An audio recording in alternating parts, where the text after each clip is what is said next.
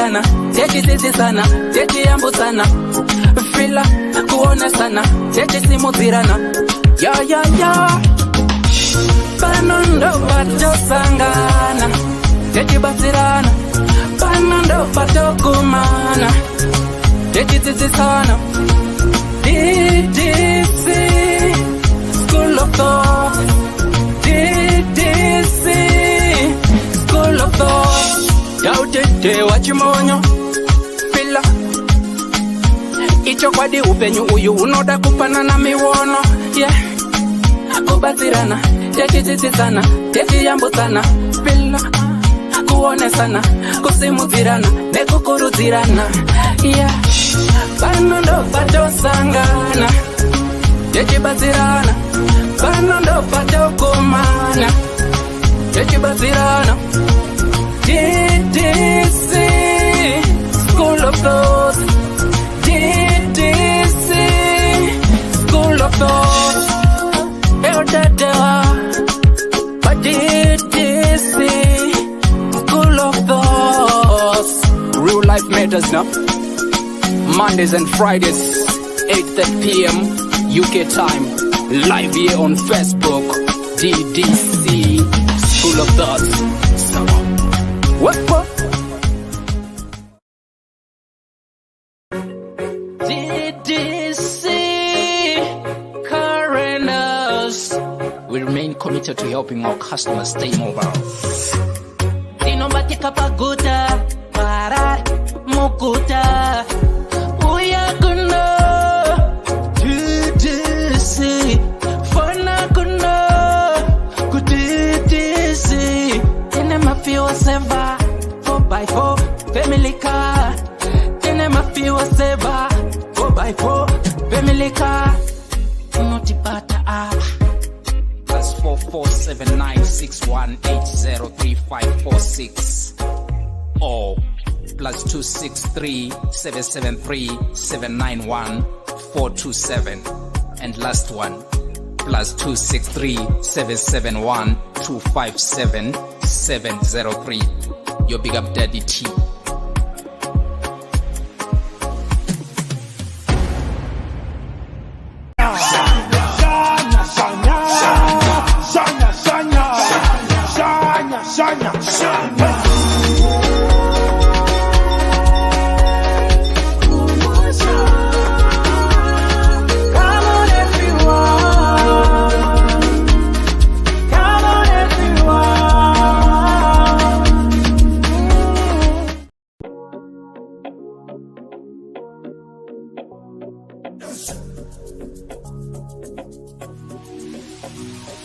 Imagine getting paid to view, like, comment, and share your favorite music from your favorite artist. Now, that's an easy job and convenient. All you have to do is to visit us at www.musica.online, which is an amazing platform that allows you to get the amazing music that you need. So we're calling upon even the listeners and most likely the artists to upload their music and listeners to get paid for listening to the music. That is convenient, trust me.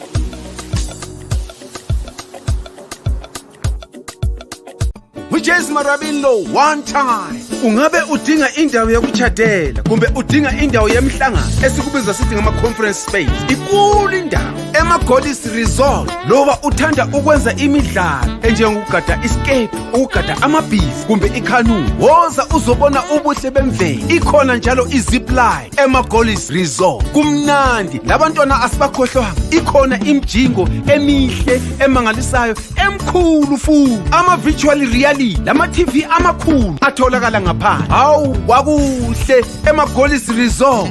Khawuleza wenze ibooking yakho uze labangani bakho lizojabula lithokoze. Sitholakala ku Ddc Road, Harare, Zimbabwe. Ddc Resort, an adventure and a leisure paradise.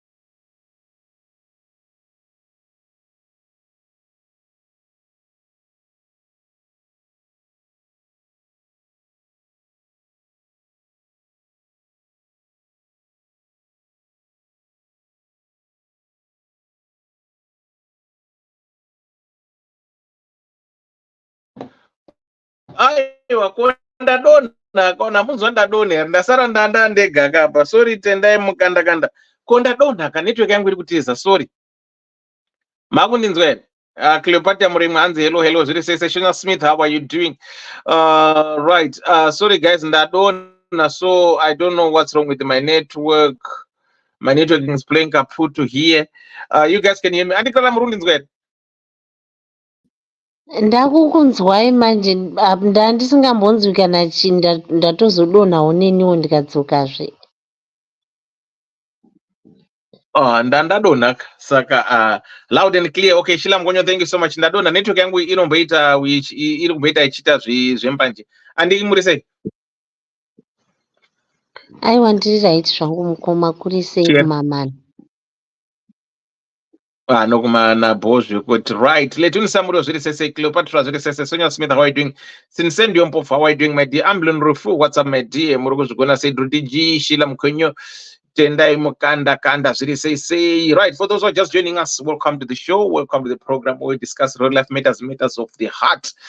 Here we try by all means to be civil and mature, and if you feel you've got a problem that you need help with, please get in touch with the DDC, then we can help you with your issues regarding whatever you might think whatever you might think you're going through. We have got a strong team who is behind the scenes to support you. Like I always say, after the show, if you feel you've been affected by our programs, please get in touch with us. We have got a team to support you. We can signpost you to relevant people who can deal with your matter. And also, please don't feel lonely, don't feel alone, because here we are family. We are here to support and empower each other as people, as a community. So you are well loved here. Feel free to join the panelists, feel free to comment, but you need to be very, very sensitive when you comment, because we don't want people who try to bash other people, because here we don't bash other people. We try to uplift and try to help each other based on our personal experience, opinions, and views. So tongoti murdo takadi takaenda. So if it's the first time coming here, please do likewise follow the page and share the page as well. And for those who are traveling festive season, please drive safely, drink reasonably, and please don't drink and drive. This program tonight is sponsored by Ddc Rentals. So if you know anyone, it might be your enemy, it might be your friend, it might be your relative, it might be yourself, or you can just share the Ddc flyer to your contacts, to your groups, and tell them that there's a Ddc rental company which is offering excellent services in Zimbabwe. If you want to hire a car from us, please get in touch with us. Our cars, they start from 45 pounds, small cars, fuel savers, to my Honda Fit, to whatever, to and $70 for 4x4s, and $150 for family cars, and open on the 9 drive or 10. And if you feel you're not safe to drive in Zimbabwe, you want a driver, our drivers comes with an additional cost per day. So please bear in mind that we can also provide you with a car and a driver. The good thing about our cars is your choice of pick up the car.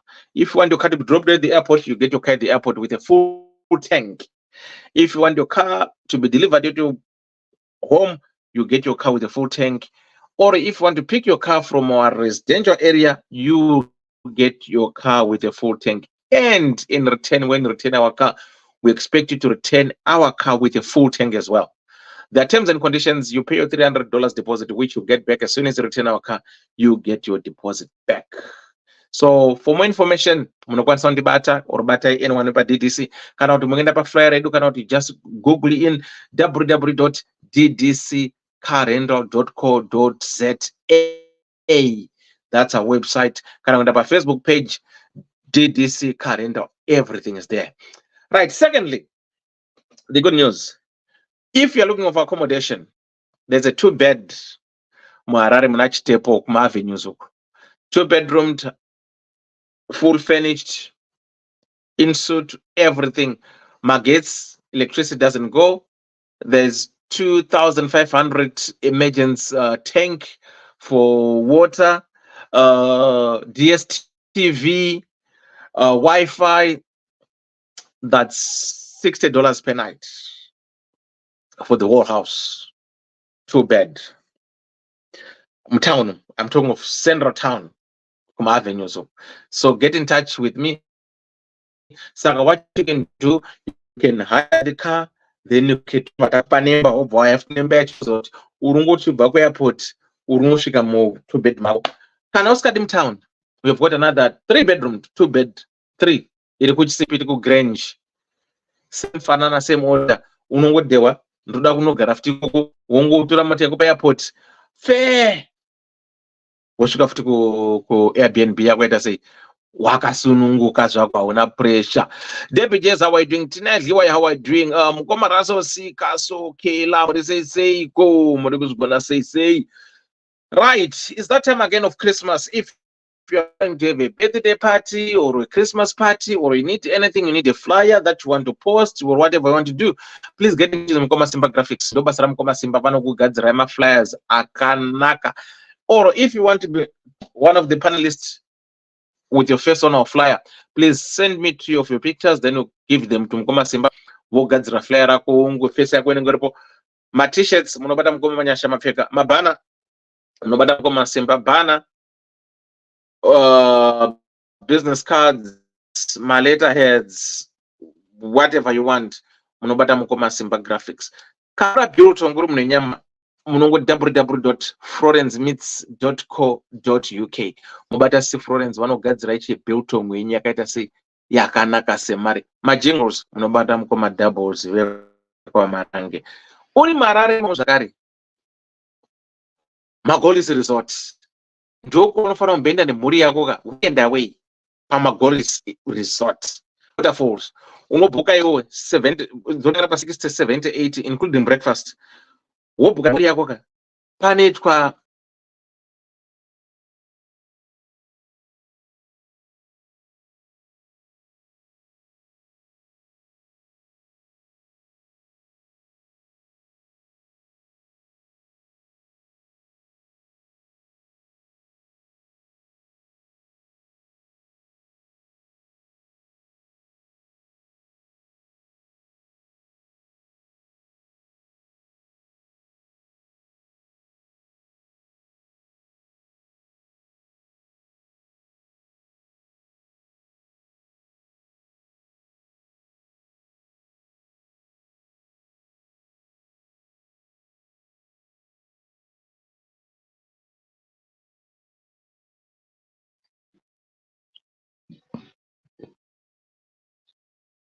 Mukoma network yawo inenge iri kutovashungurudza nhasi. thank you. Nasi ndimotombochimhanya. Manje nhasi muvhure ndiri panyanga. Taurirana ine network. Taurirana ine network yenyu mutadzana. Iri kuramba. Right, Musiwa Mushambi, Merida Zuri say, right, Alice Chinerera, thanks for watching. Oh, Nomla NK, thanks for watching. Zuri say, right, so Ndruti Kanor Kwarari, festive season here, Munubuka Magoris, right, they'll take good care of you. Munuko is the family by Christmas, Mubuka Mama Burum Zenyu, Munugo discount, and you go DDC, Mopa discount, and you book Vanita Kids Zone. Pane horse riding, pane zip line, pane boat cruising, whatever you call it, my power boats, everything is there. Pama Magolis up. No, Magolis Resort. Please go and enjoy yourself. Network yangu ndiyakadhakwa, but otherwise aiwa murudo musamboche zvintonge tochimhanya andiklara nhasi ndo vanenge vari admin vachita sei vachindikadonha vanoramba chingotara vachienda vakadaro. Saka regai tingoti ndizvozvo, right? Sandakanganwa ipapoka. Shanya events vari kudedzera kuti musi wa4 where's the flyer ichaisa flyer chichera musi wa4 November those in UK pa Cambridge Junction. Shanya events in show, right? Kuna Freddy Gwala, Malaika, Mukoma Jez Marabini, Ma9, Aganyabinde, naLady B. Mangwana chakupostira imende Facebook page kwangu. Kana usina kuregister ne World Remit, there's a promo code yokuti uchingoregister wotumira £50 yako kuZimbabwe. So this is how it works. You register with the Mukuru, with the World Remit, then you send £50 to Zimbabwe. When you send the £50, unesa promo code yakanzi shanyai. When you put your promo code yakanzi shanyai, munari kuZimbabwe, they are going to receive $60. But iwo kuno, because they need discount, uchabadara £40. But your person at Zimbabwe, they are going to receive $60. You're going to pay £40. And when you pay the £40, Ponopo that slip, you go to Maria Koenda Kunade, where would I so? Call Shanyai or call me or get in touch. Uno vopo free tickets. Rekwenda kusho. Yeguno na Fred Bala, Jez Marabini, Manaini, Lady B, na Ganyabinde. Saka, what more do you want? What more do you want? Urutumira £40 and your person was Zimbabwe will receive £60. Saka rate yacho manake pamusoro pezvo unobva ticket rekuti uri kuenda kumagitare musi wa4 kana musi wa13 kana musi wa23 uri kuenda kumagitare wonofara uriko. Saka I'm gonna put the information tomorrow on my page.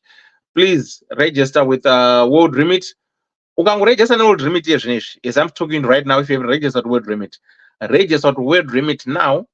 Then as soon as you register, then when you click, you could send £50 to the Waku Zimbabwe.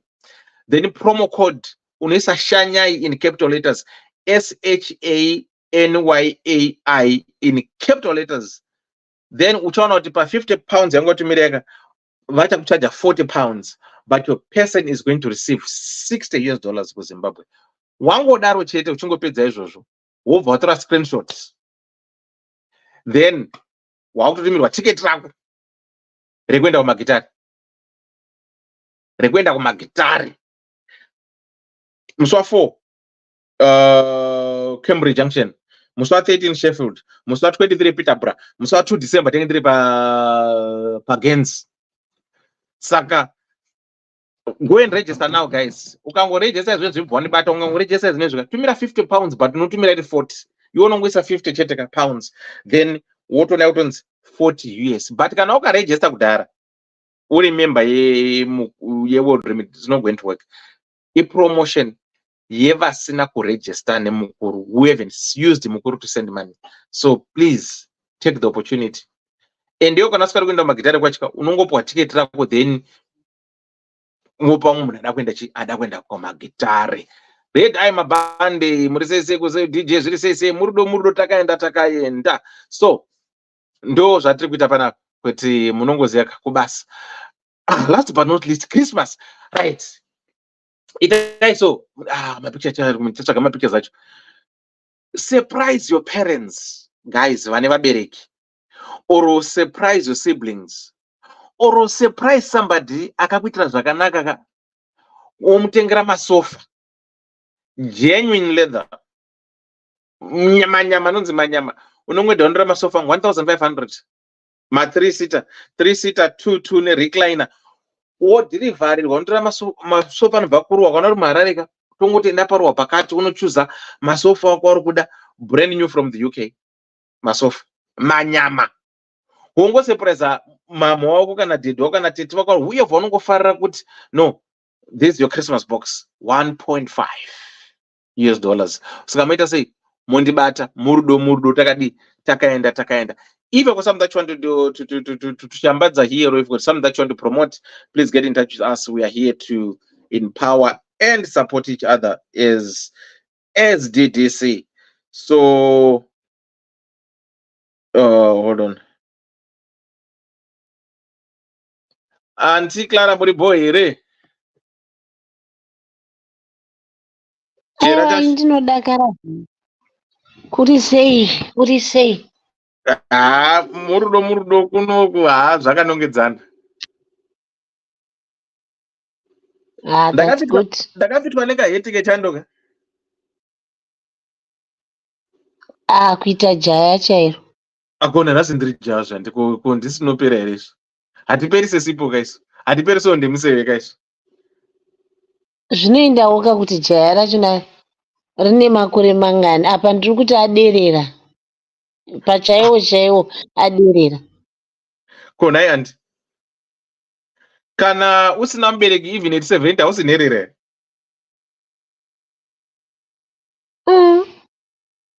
muri kuda vachi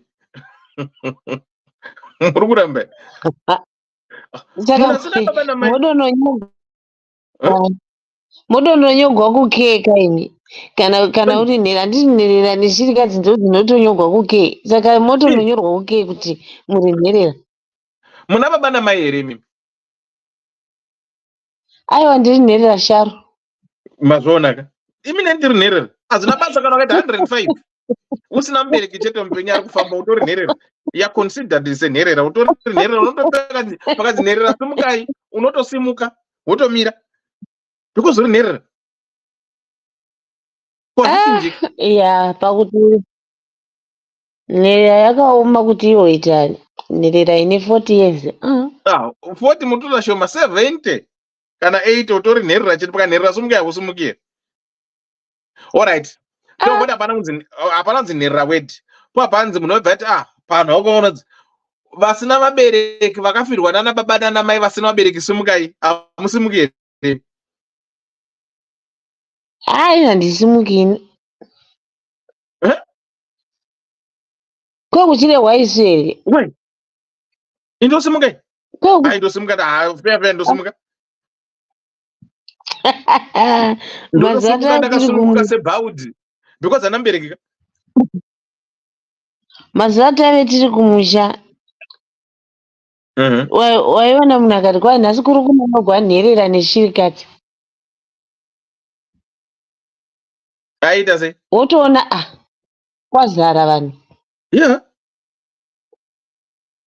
Makuva evarume venyu vari kupi? Anonzi pese pese unokwalifaya kweshirikadzi.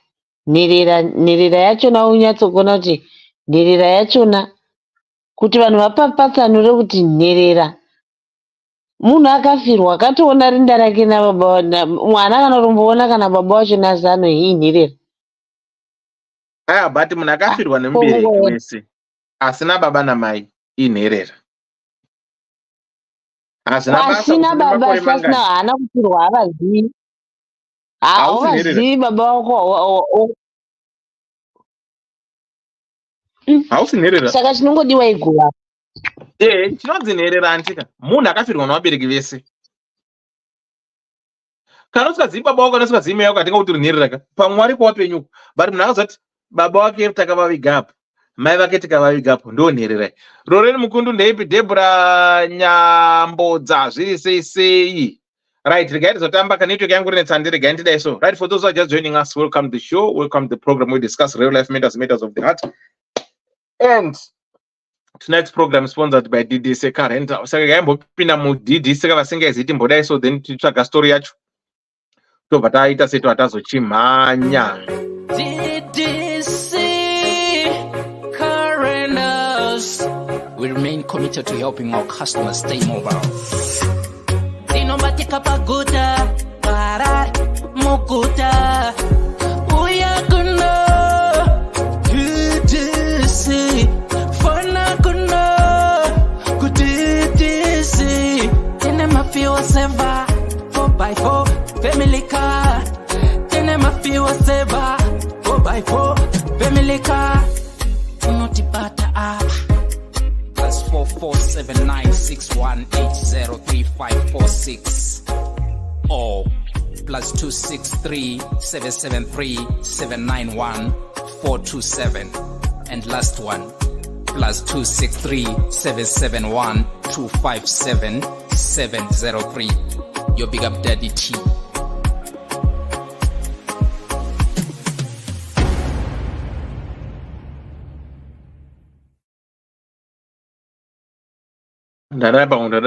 Right, for those who are just joining us, welcome to the show, welcome to the program where we discuss real life matters.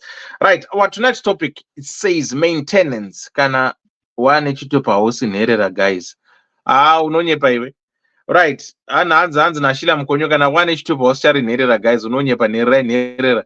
Lorraine, everyone we are both. Right. Our topic tonight says maintenance. High School of Thoughts. Vedu ndibatsireyo. I'm 43 years old. I've been married for 9 years and divorced for 1 year now. My wife was married before and she had a child. We grew up together since we are from the same area. Ndaimuda but handina kukwanisa kumudza tichikura. So I went to kumusha kunhamu and I met her tikatanga kutaura. We dated and I told my mom I want to marry her. Unfortunately, hazvina kunyatsovaitira, but I went ahead and got married. Ndakamutora vese nemwana wake. We stayed together and we had one more child together. Ndiamuri chiita mumwe mwana achiramba zvekuti dai takazosiyana taine vana 2. Patakaenda kunotora mabirth certificates evana, that's when she told me kuti mwana wake haana birth certificate. I went on ndikatoresa mwana wake birth certificate using my surname. I did this out of love. Time was moving and suggested she should do a short course so she'll be able to get a job. Handina kuziva kuti ndabata madhaka pasina mvura. She became so disrespectful. Airamba kubika and sometimes she will bring fast foods oti ndiyo supper yedu, knowing zvake kuti ini basa rangu rinorwadza and I need something heavy for supper. We spoke but nothing changed. Ndakaudza vatete vake akatsiurwa. What led to divorce was ndakaona a text message from my muzukuru mwana watete wangu, and the message was let me the message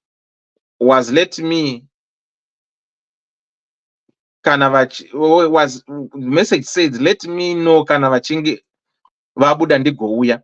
I called my muzukuru and told him kuti asvike kumba as soon as he can. Akauya ndikamuti madhiri ei amuri kuita nambuya vako pano. He laughed and told me this is serious. He went on and said sekuru hapana, ndakamuratidza foni yamadhamu vanga vaisiya vachienda kubasa because she asked me to claim the insurance and for some days aishandisa chimbudzi.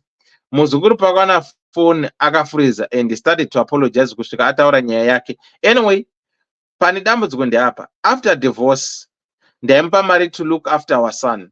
I was shocked ndava kuendeswa kucourt kuti ndibhadhare maintenance for her daughter. I was hurt. Ndaifunga kuti ndiri kubatsira. Ndakapa mwana zita rangu, but we both know that she's not my biological daughter. It didn't work out between us and it's not my fault. Ndaifanira kugara nemukadzi anondihurira here, especially when I have evidence kuti ndizvo zvaigara akuita. I've been paying maintenance for some months now. I'm broken, stressed and depressed that at the same time ndoita sei ndakatadza here vedue ndibatsirewo. This is my story. Right.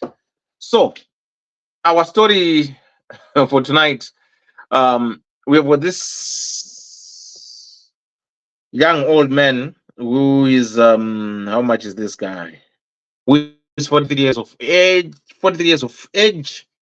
And his story is he has been married for 9 years and he has been divorced for 1 year and some months now. But the reason why he came to us is because of the child maintenance that he's paying. So his story is like this. This young man, before,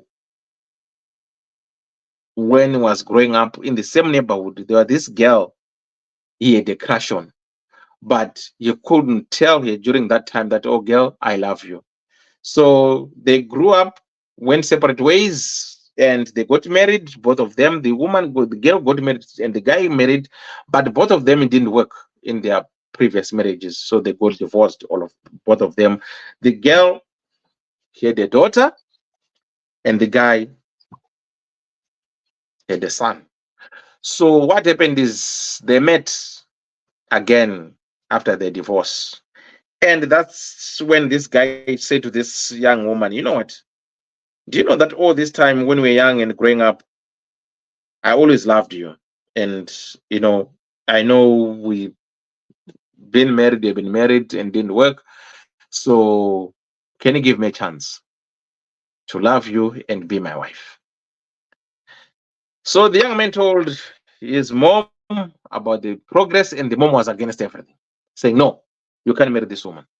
But this guy went ahead and married this woman without the approval of his mother. So 9 years down the line, they had a son. And during that time, after the son, the man wanted another baby, and the girl was saying, no, these two are enough, blah, blah, blah, blah, blah. So they went to get a birth certificate for their son. That's when this lady said to her husband, look, do you know what? My daughter doesn't have a birth certificate. Do you mind if, since you're now the father, is that okay if we can put your surname? She can use your surname. The guy said, no, that's fine. No problem at all. So he took the birth certificate for the daughter, being called Chimonyo, and they lived happily. So unfortunately, the woman was cheating, named Zuguru, which the guy caught the message because the woman left the phone, these gadgets. So that's led to their divorce. And he confronted the Mzukuru, and the Mzukuru didn't deny it, acknowledged, yes, Sekuru, sorry, it is what it is. So that led to their divorce. So after the divorce, a few months down the line, he was paying maintenance for his son. Then boom, he was called to the court that he has to pay maintenance for the daughter, who is not his biological daughter. But on the birth certificate, it carries his surname. So now this guy is saying, guys, what can I do? Because I did this out of love to put my surname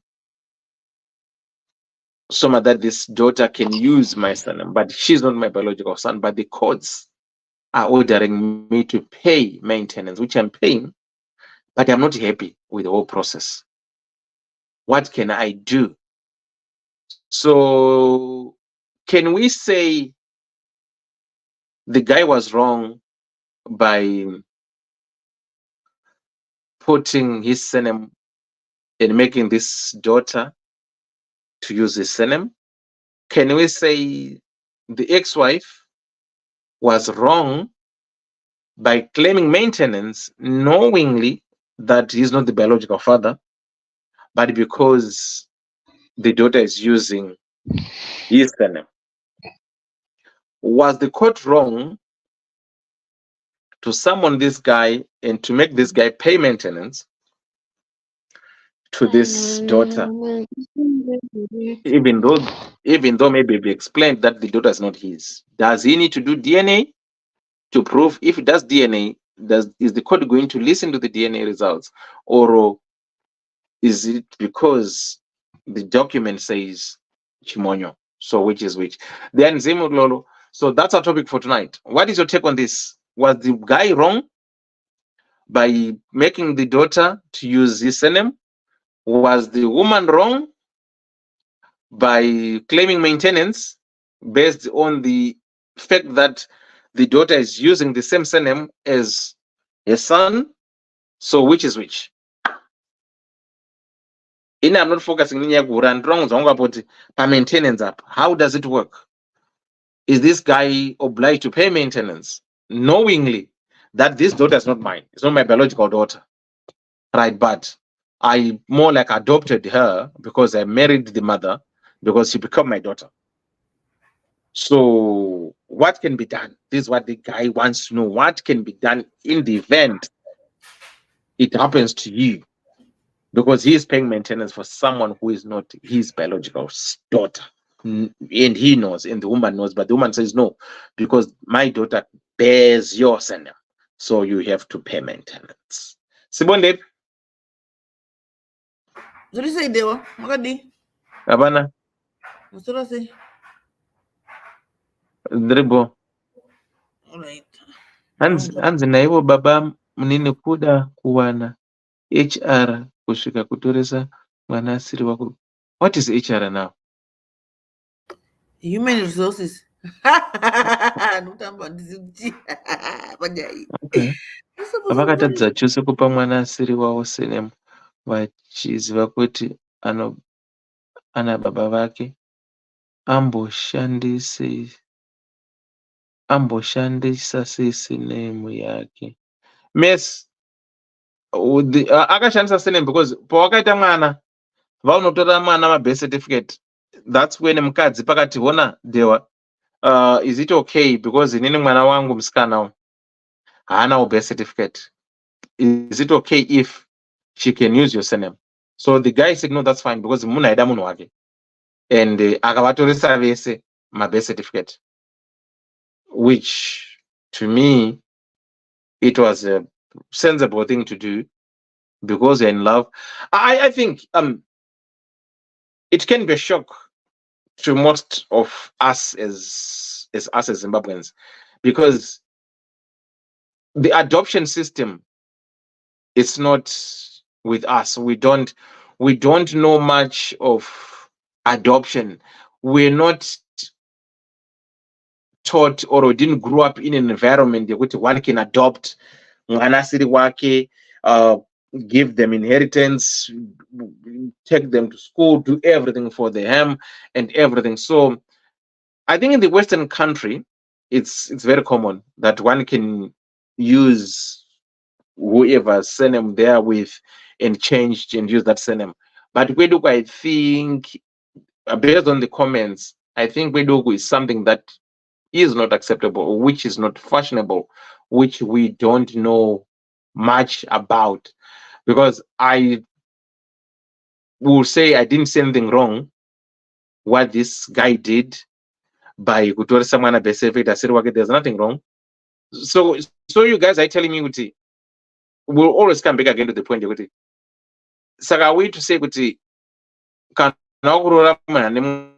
disadvantage is always for you women. Kana muchiramba zvamuri kuita izvo. Saka ndopa panoti kana uri honzi usaine vana vako pachimonyo kumba kwangu ni kwadewa, because havasi vangu. Ndinona machisiya vana vake vaakareza ega because ati hausina vana. Saka it's the same thing, because kana we akati ari kumuroora akada sanzo neminzwa yaro, then mukadzi aibva muzati, look, sanzwi iri kai harina surname. Since iwe tane mwana uri aroranda murume nemukadzi, is there anything wrong? Would you mind putting surname yako yemwana yako on my child's birth certificate? You know, I see no reason. Zvangofane kuti, how many of us is also tine vana vehanzvadzi vanosenzesa masurname ekwana sekuru, ekwana sekuru. Vana dzangu chaitedzwa, mwana dzangu 2, 3 vanosenzesa surname dzedu isusu kuti chimonyo, but they are not the chimonyos. This is not new. We know kumba kwenyu kana kwana nhingi kutori nemuzukuru ka mwana wehanzva dzenyu asina kuroorwa ka vasingazivi baba vacho vari kupi kana vachidzikana kana vakaramba maresponsibilities, that mwana makatomutoresa surname, handisa surname yekwana sekuru, vanozoti muzukuru but arisenzesa surname yekwana sekuru. Saka I don't see kuti zvingabva zvahanda. Messi, that's difference though. Where's the difference, Messi, if you can help me to understand? I marry you nemwana wako iwewe, mwana wako hana birth certificate. Taita mwana wedu vakasana pamwe ne 2 years 3 years. Taita mwana wedu aunozoresa mwana wedu birth certificate. You are now my wife, hatisuta mapoto, ndakuroora. I want you to answer me this, ndakuroora. Wondidewa, my daughter and my son hanawo birth certificate. Is it okay mumutorese birth certificate? Because I'm going to raise that child as mine, and that child is going to call me daddy.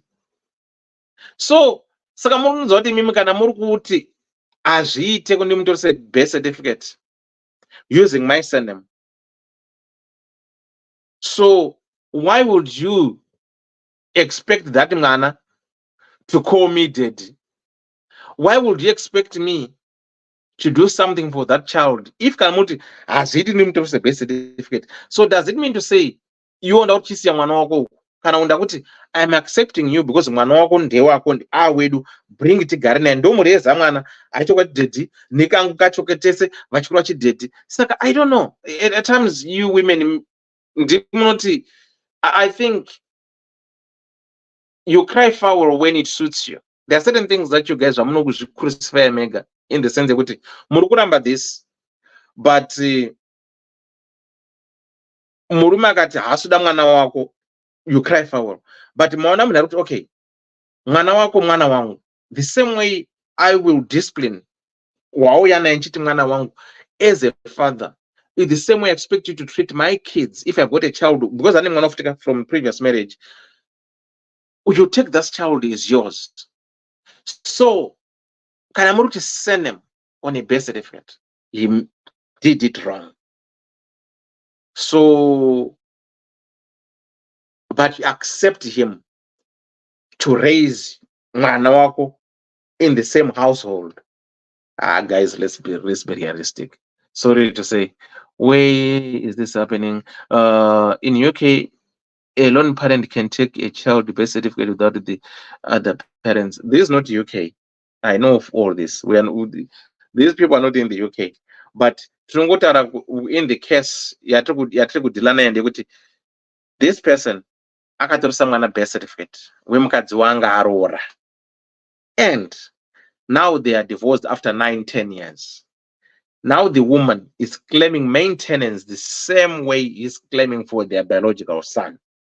Saka where did I go wrong? Was I wrong by putting my surname on this woman's daughter who didn't have a birth certificate? So those are out. Right. Andi Clara Morise.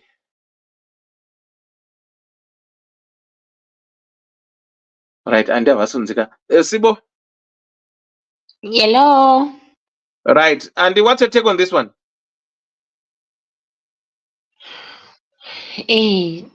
Handisivo muri sei makeyboard warriors, maDDC muri sei kumamana, muri sei kumabasa, kuri sei Murudo. inini takaenda. thank you. Inini panyaya ndinoti vese mukadzi nemurume vari very wrong.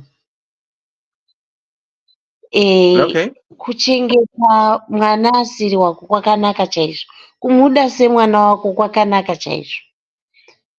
Then pakungoti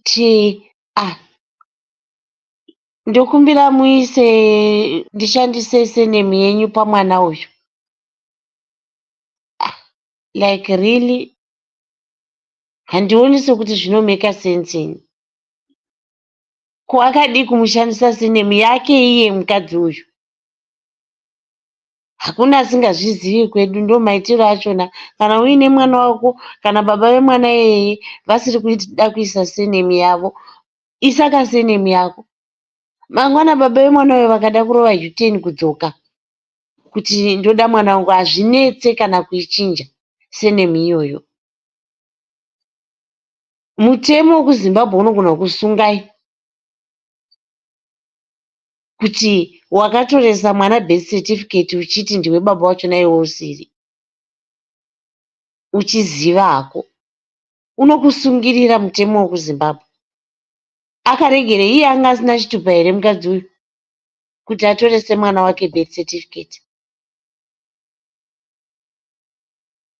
Iye muhanzvadzi yedu yauya nenyaya, shuwa vimwe tingati hatizizivi hedu zvokuti vanhu vanoadoptiwa, but vanoadoptiwa zviri pamutemoka. Wopiwa mwana uyu zviri pamutemo. Haungangoti mufungwa mako murudo mako wongoti I am automatically adopting this child atova wangu. Ndo zvazvinoitwa here iko kuma first world countries, kuma countries chaiko. Ndo zvamunoita kuma countries, kuti kana wangofunga kuadopta munhu unongomuka wakadobata chitupa wadova kuraini kuregister, adova wako automatically. Vana vanochengetwa, but ngapave neprocess yekuti kuzosvika mwana uyu atoreswa birth certificate muzita rababa uyu rababa ava zvakafamba so, zviri traceable, zvokuti mangwana kana pakaita shando jamhinini saipapapa hazvikunetse. Ndio mafungiro angu andinoita panyaya yekuti baba vari wrong, 100% wrong.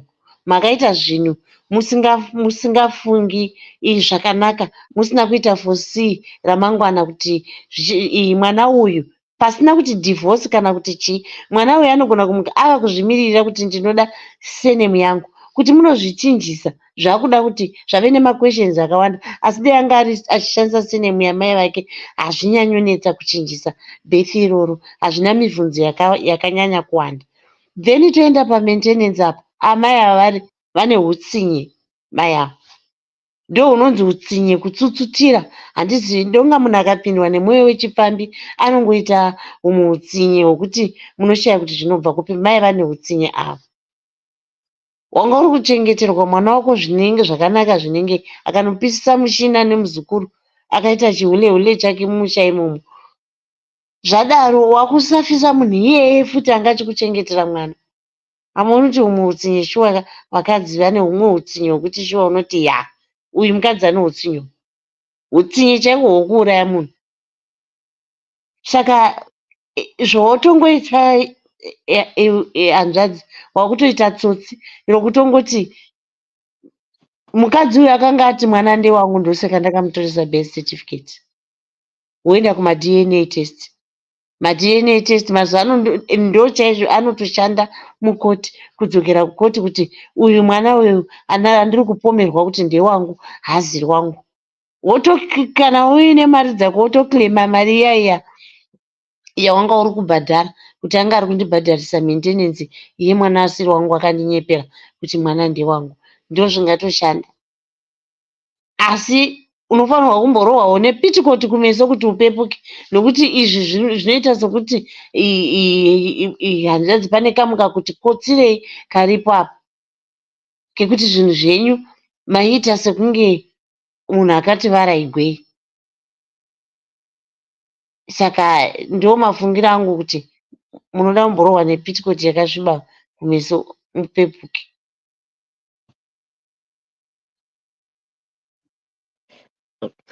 Okay. Right. Mirai makadaro. Messi ndeipi? Yes, mukoma Dauti, topic yenyika zvakaoma.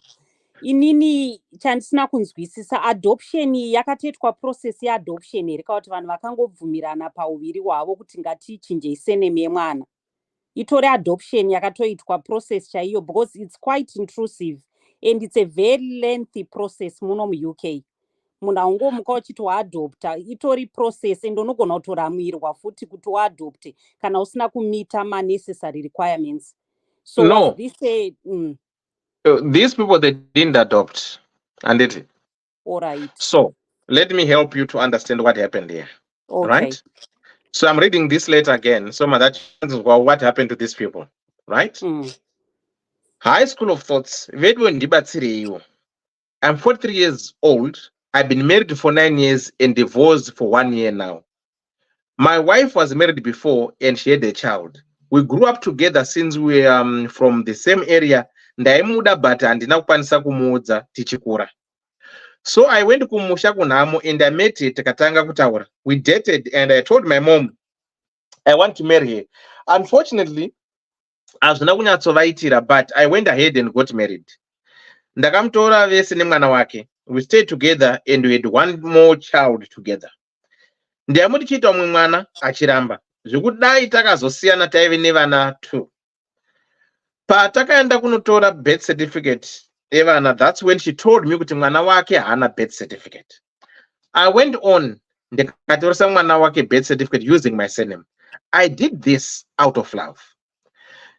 Time was moving and suggested she could do a short course so she'll be able to get a job. And ndinakuziva kuti ndabata madhaka pasina mvura. She became so disrespectful. Airamba kubika and sometimes she will bring fast foods oti ndiyo supper yedu, knowing zvake kuti ini basa rangu rinorwadza and I need something heavy for supper. We spoke but nothing changed. Ndakaudza tete vake akatsiurwa.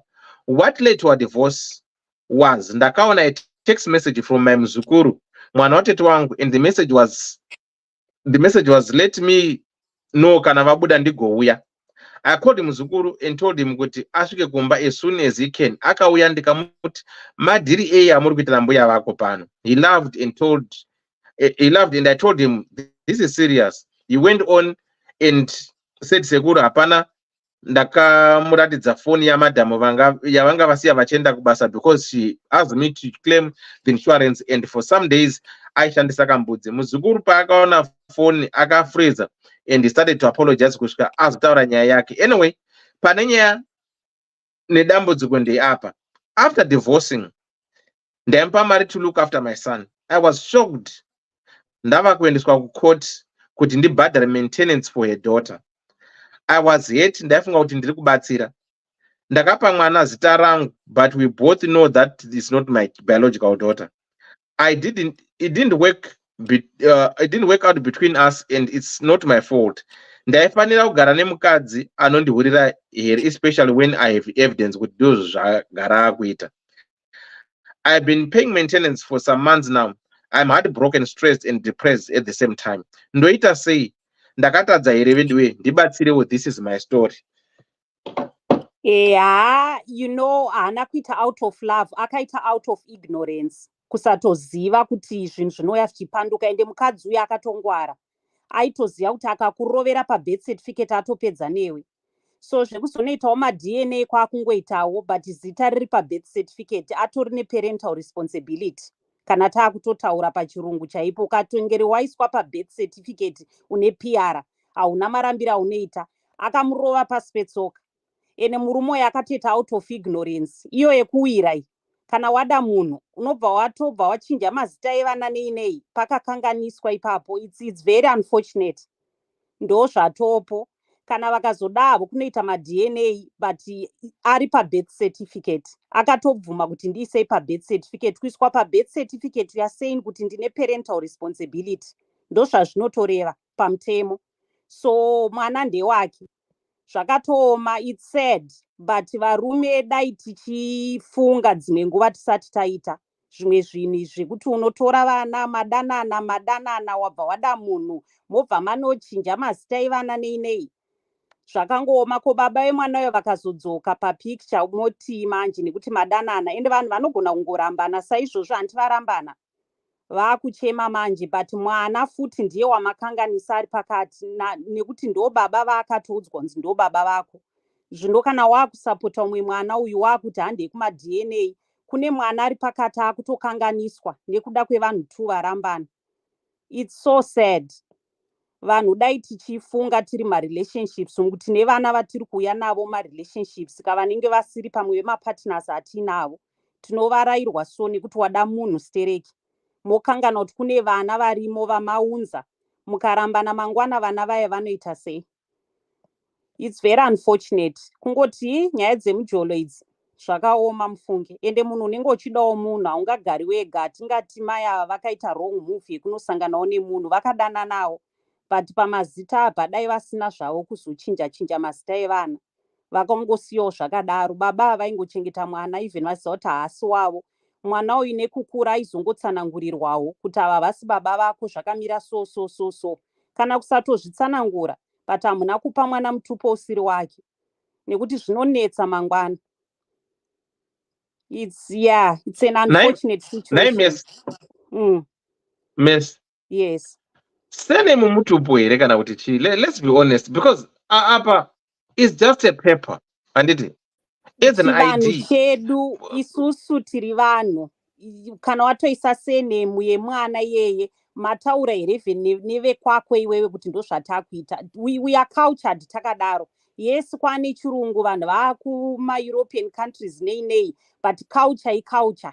Even matinoshanda muno muUK chaimo vanotorespecta culture, ende tinotodzidza nezveculture zvakatosiyana. Pachivanhu chedu kupa mwana senemu yemunhu anoera kana soko kana ndewe kwamhofu. Watoisa mwana yeye mumusha medzinza revanhu vaasingatozive. Azviite mukoma doubt. Zvakatiomei. Ini ndiri kutotaura from experience zvangu yekushanda nevanhu vakasiyana-siyana, people who are quite diverse.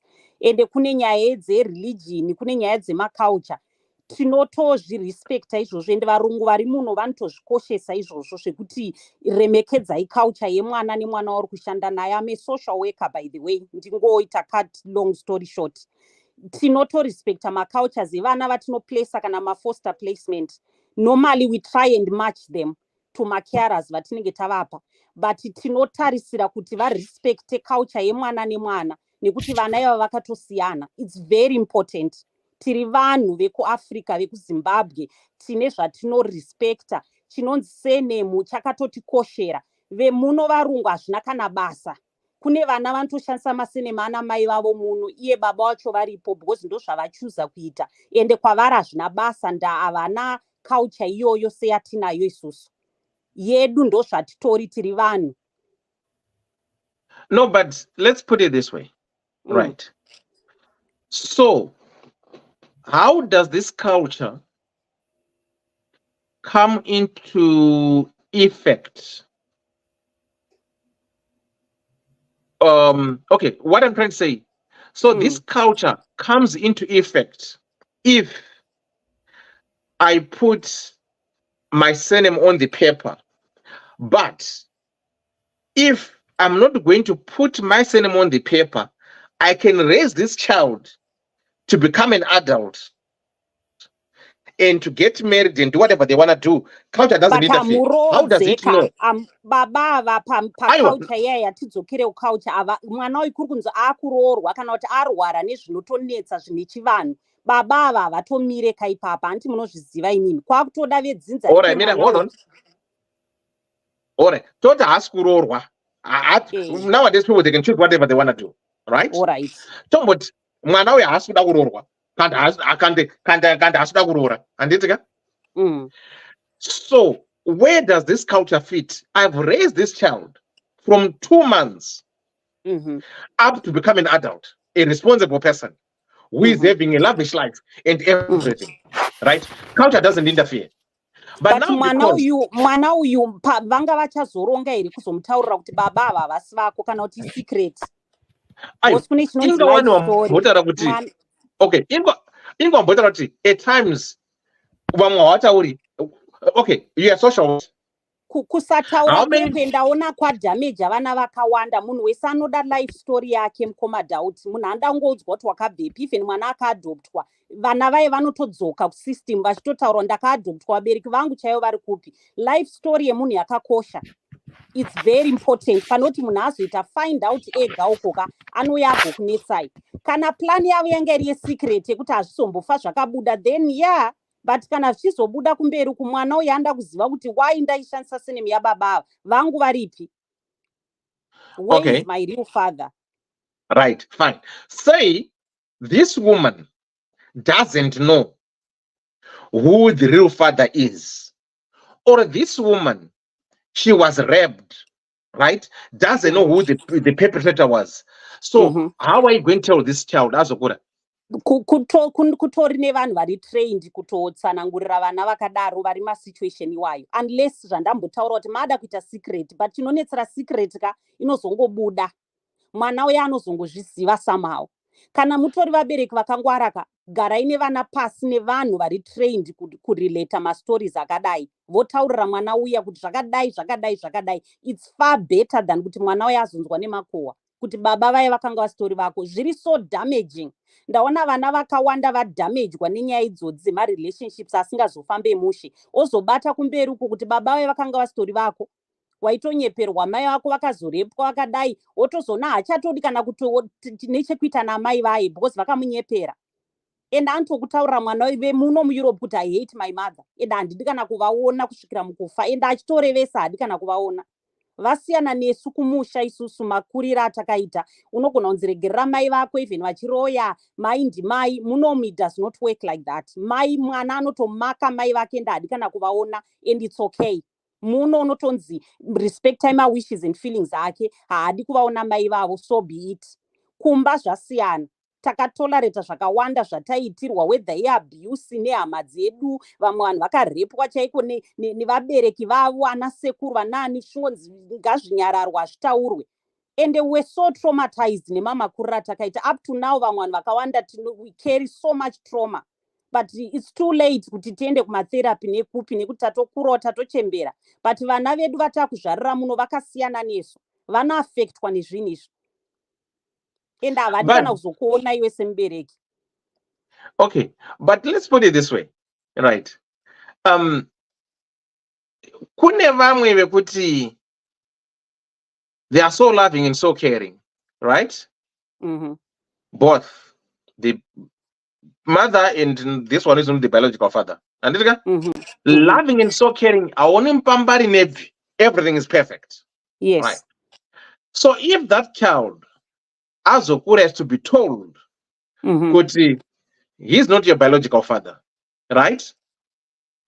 But this child, from his childhood to his adulthood, he never faulted the stepdad and the mother. Will this child be rebellious to say, I want to know who my biological father is? Every child is different. Umwe anotoita rebellious regardless yekuti makamuitira zvakanaka zvinengei. Ndaona vana vari muno vamwe kuti unomubata zvakanaka zvinengei, the fact yekuti akazoziva kuti hausiri wakamuzvara anokupandukira. But vana nemwana anosiyana. Kune vamwe wekuti vanongoti it's okay, at least mazondiudza, I'm grateful kuna baba vakandireisa, it's okay. But kune vamwe wekuti zvimbotangiki. So kutongogara mataurira mwana yekumudira pachena achikura, vamwe vanotoprefer that. Ndinomwe mwana, I'll just give an example, I won't give my details zvangu. Akatorwa namai vake namai nino mai guru kubva kuNigeria, vakamaadopta kuNigeria ikoko, zvishwa paperwork iripo yeadoption and so forth. Vauya naye muno, mwana uya is about 13, 14. Azoziva kuti havasi mai vake. Akutonetsa right now arida DNA testing and ari kususpecta kuti mai guru ava havana kumaadopta, vakatomutora mukare home kuNigeria. It's a very complicated case. Haadi kana kuvaona, asi vakauya naye muna ine 2 years. Very nice woman, vachimutomuchengetawo kunge wavo. But mwana uya nekukura akutanga kufunga manje kurizina. Akati no, something dodgy here. You are not my mother. Ndikuda kutoziva ngatite DNA testing. Mai avaya havasi kuda kuita DNA testing. So to us, why vari kuramba? Zveshuwa pamwe vakatomutora mukare home kuNigeria. We don't even know. But yakunetsa nyaya iya. But vakauya naye ari muchechi. Vachitomuda kunge wavo. Ende senemi iyo ikachinjwa, ndosandada kuti ndijoinisei. Senemi ikatochinjwa, anotoshandisai murume wamai guru vake ivavo, vanonzi mai guru in open and closed courts. But arikuda DNA mwana iye is 14 and ari kutonetsa. Haachatodi kana kuvaona, akatopesera kuvaona pane 2 years now. Haadi kana chekuita navo, but vakamunza muna ine 2 years. So mwana nemwana vanosiyana, vamwe vanopanduka, vamwe havapanduki. But nyaya idzi dziri kunetsa zvekuti kunyanya muno muEurope. Dzinonetsa zvekuti people should be very careful nenyaya idzo dzekuadopta idzi, kutora vana muchizoti ndini baba vacho nekuti mazodanana namai vacho. I don't know mukoma doubt, but zvinoaffecta vana ndo vari pakati, they get so affected. Yeah, but in all fairness, right? Okay, under a normal circumstance, right? Kana kuti in a healthy relationship, right? Would we not applaud this man and put him on a pedestal? No, these are the kind of fathers whom we want in our society. Yes. Where they embrace and take. No, you know what? You don't need to struggle. I'm going to take this as my own child. I'm going to raise this as my own child. Are these not the kind of people that we envy to have in this community? You with your work of you with your line of work. Totally. Yes, right. I agree totally. But mwana wese anoda kuziya kwakabva. They are entitled to that. Vanomuka vachipanduka vana ivava. Even vana vari mumafoster placement chaivo vanodiwa nemafoster care. Umwe foster care ambatoda mwana unge wake agomitira zvese. Vana vaye vanomuka vachipanduka mangwana mukoma doubt. Havana basa nazvo. Munhu anoda kuziya kwakabva. To them it's very important to know identity yake, ndinombobva kupi, anototiza kana pamakamuplesa kunotsvaga hama dzake. And anokudza kuti family is therapy. Ndoda family yangu, biological family, kwandakabva chaiko. Vanopanduka zvekuti wanga uchimurera uchimuendesa kumaholiday uchidii, those are material things, they don't count. Mwana anoda kuziva identity yake, whether mai yake vanorara pasi pebridge havana kana chavainacho, ndo mai vake ivava vanoda kuvaziva. It's not rocket science like we put it, kuti ndekuti ndakupa chakati ndazokudai saka you owe me, unofana kutondida nendakamupa chekuti chekuti. It does not work like that nevana vari muEurope. anoda kungoziva kwaakabva, anotorasa zvinhu izvi. Ndine vana vatiza mumafoster placements ka mekuti vanga vachigara mumamanshoni mukomadhauti, vanoenda kumaholiday. I'm talking of lavish holidays abroad, but vanotiza nzvimbo idzo dziya vati kurei. Vanopanduka, anotokudza kuti ndiri kutoda kuziva kuna amai vangu kwavari. Anotiza mwana, and kana vamwe vacho vatiza hatitozombovawani, kunyanya vanenge vakuma 16 17, they run away from maplacements ekuti kana ini vana vangu havana life yakadaro. Vachipiwa zvese vanomuka vachitiza. Identity is very important. They want to know where they come from. Vanoda kuziva vabereki vavo chaivo, even vari madrug addicts. Those are their birth parents. Kwavari zvakakosha vana ivavo, not material things. Right. With your experience with your line of work, right? Those who go, like what you're saying, right? Did you ever happen to come across somebody who came back and say, you know what? I've seen my biological parent, I've seen my father, or I've seen my mother, but I'm better off where I am. Vashoma vazhinji vacho chandinoona chavanoita vakadzokera kumaparents, they may maintain relationship nemafoster care kwavabva, but munhu anodzokera kumba. Home is best. Ameno kana makambonzwa tsume kuti shona yakundijingisa pano. Kumba kwako kwawakabva, whether mairara pasi pebridge, there is no place like home. All right, let me put it in English. There is no place like home. Whether kumba tiri kudya nemunjonjo kana nemajuru kana neshwa, kumba. Vana vandakaona inini from my experience vakadzokera kuvabereki havana kudzoka. Ende unotozosapota maparents aya kuti mushande nawo vana vaye vadzokere kumba. We call it family reunification. Kune vana vanozodzokera even vanga vari pacare order, tinotorivoka care orders. Maparents mamwe anenge atochinja because nekukurawo vachinjawo vakugona kuchengeta vana vachitodzokera kumba. Ende vana vaye vanotodzokera even kutori nepoverty chaiyo, asiya kwaaive kune zvese. Families therapy, it's very important. Vakasiyana vana vemuno nevekumusha mukomadhauti. Ndosaka paenda bvunza kuti kesi yamuri kutaura iyi zviri kuitika muno here kana kuti kuZimbabwe? Because zvakasiyana. Vemunomu vanoda kuenda kumba. Even kuchiputwa fodya madrugs mumba mine tsvina isingaiti, ndokumba kwave iko kanotoda kudzokera kumba. They want to be home, they want to belong somewhere, they want to be associated nefamily. That's their family. Hazvina basa kuti hakuna mari. Ndokumba. Isusu kumba kwedu kwatakabva kuZimbabwe tinotoda unogara kana kwamai guru kwamainini nekuti kune mari, kunodyiwa chakati ndo zvatiri ndo makuriro atakaita. Vemunomu vakatosiyana. Okay.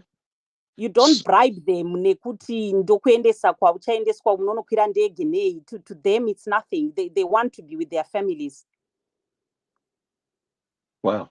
Right. Miss, I need you here to stay there. Don't go anywhere. Right? Okay. No, because the thing is, because your routes are on the thing. How the law works with your experience with the work ethics and everything. Nevana vari muno vakatosiyana nesu vekumba takatosiyana by far.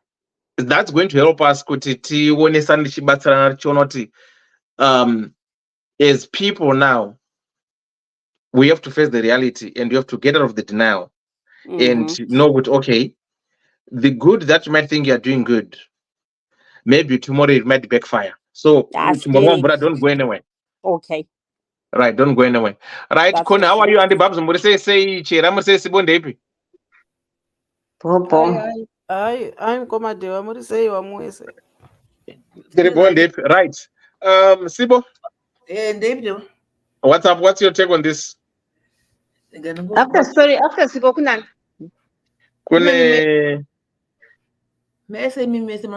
iwewe then Andy Babs. Okay, ndawumira. All right. Mira udakura seyiwe. Andalambo drop ndosodzoka because ayo. You thought too much. All right. Okay. Ngwadi ngatifambe nengwa iwe kuone kwana ndo. Inchangoti wo baba pandanzwa ipa kunzi iye musikana utamba yanyu wana blaza ndawari kunzi chengeta ima pamentinenze. Blaza vakanzi makarwa pasi petsoka. Ndokuti vakarwa nenyundo pasi petsoka. Yes, I think makarwa pasi petsoka. Tungotamba nebhorero. Ini ndikutoti what is the help that they want? What's the question though? But yeah, what's the question? Hanzi boy here kuti ndakubhadhariswa maintenance. Tazviziva kuti ndoko zvichaenda kuti werengai. Ndisi kuverenga zvangu asi because ndabva kuverengera Messi mai manje handanga na 5 minutes. Hanzi, it's okay kuti ndakubhadhariswa maintenance now, you know. All right. Bosi tsamba katsamba yakangofana nevanhu nesu kana takutaura tinongonoronda takudzata pamunhu pamusa tangobata kwese mashangana kuudzwa tisanganisa totanga tapinda mubvunzo first so that he does not get confused. Anotanga kuti kutsamba ndanyora ndati kudi kwini ari kubvunza kuti zviri bo here izvi zvandakuitwa izvi kuva bo pakuwirirana kwenyu hazvisi bo because hamuna kutaurirana izvozvo but according kumutemo wakatozvisungirira it's bo. Saka zvine answer the question ine maanswers akawanda anopendena green the lawfulness of the nyaya and the moral of the nyaya nekuzwisana kwevanhu vaviri vakawanana vakagaradzana vese vakazwisana kuti ngavachirambana ndi makabvumirana kurambana wakabvunzwa kunzi ndikumbirwa kutoisa mwana ukabvuma ndizika zvikafamba for 10 years dzamakachimhanya iko zvinozvi manje achisina hana kutaura kuti ndichiramba uchichengeta mwana kana kuti iwona uzombotaura kuti apa ndichaita sei manje because ndakuenda kai tozvifambisa sei hauna kubvunga wabvunzawo because mese makarivara handiti ndivachazokubvundukira kumapapers uku.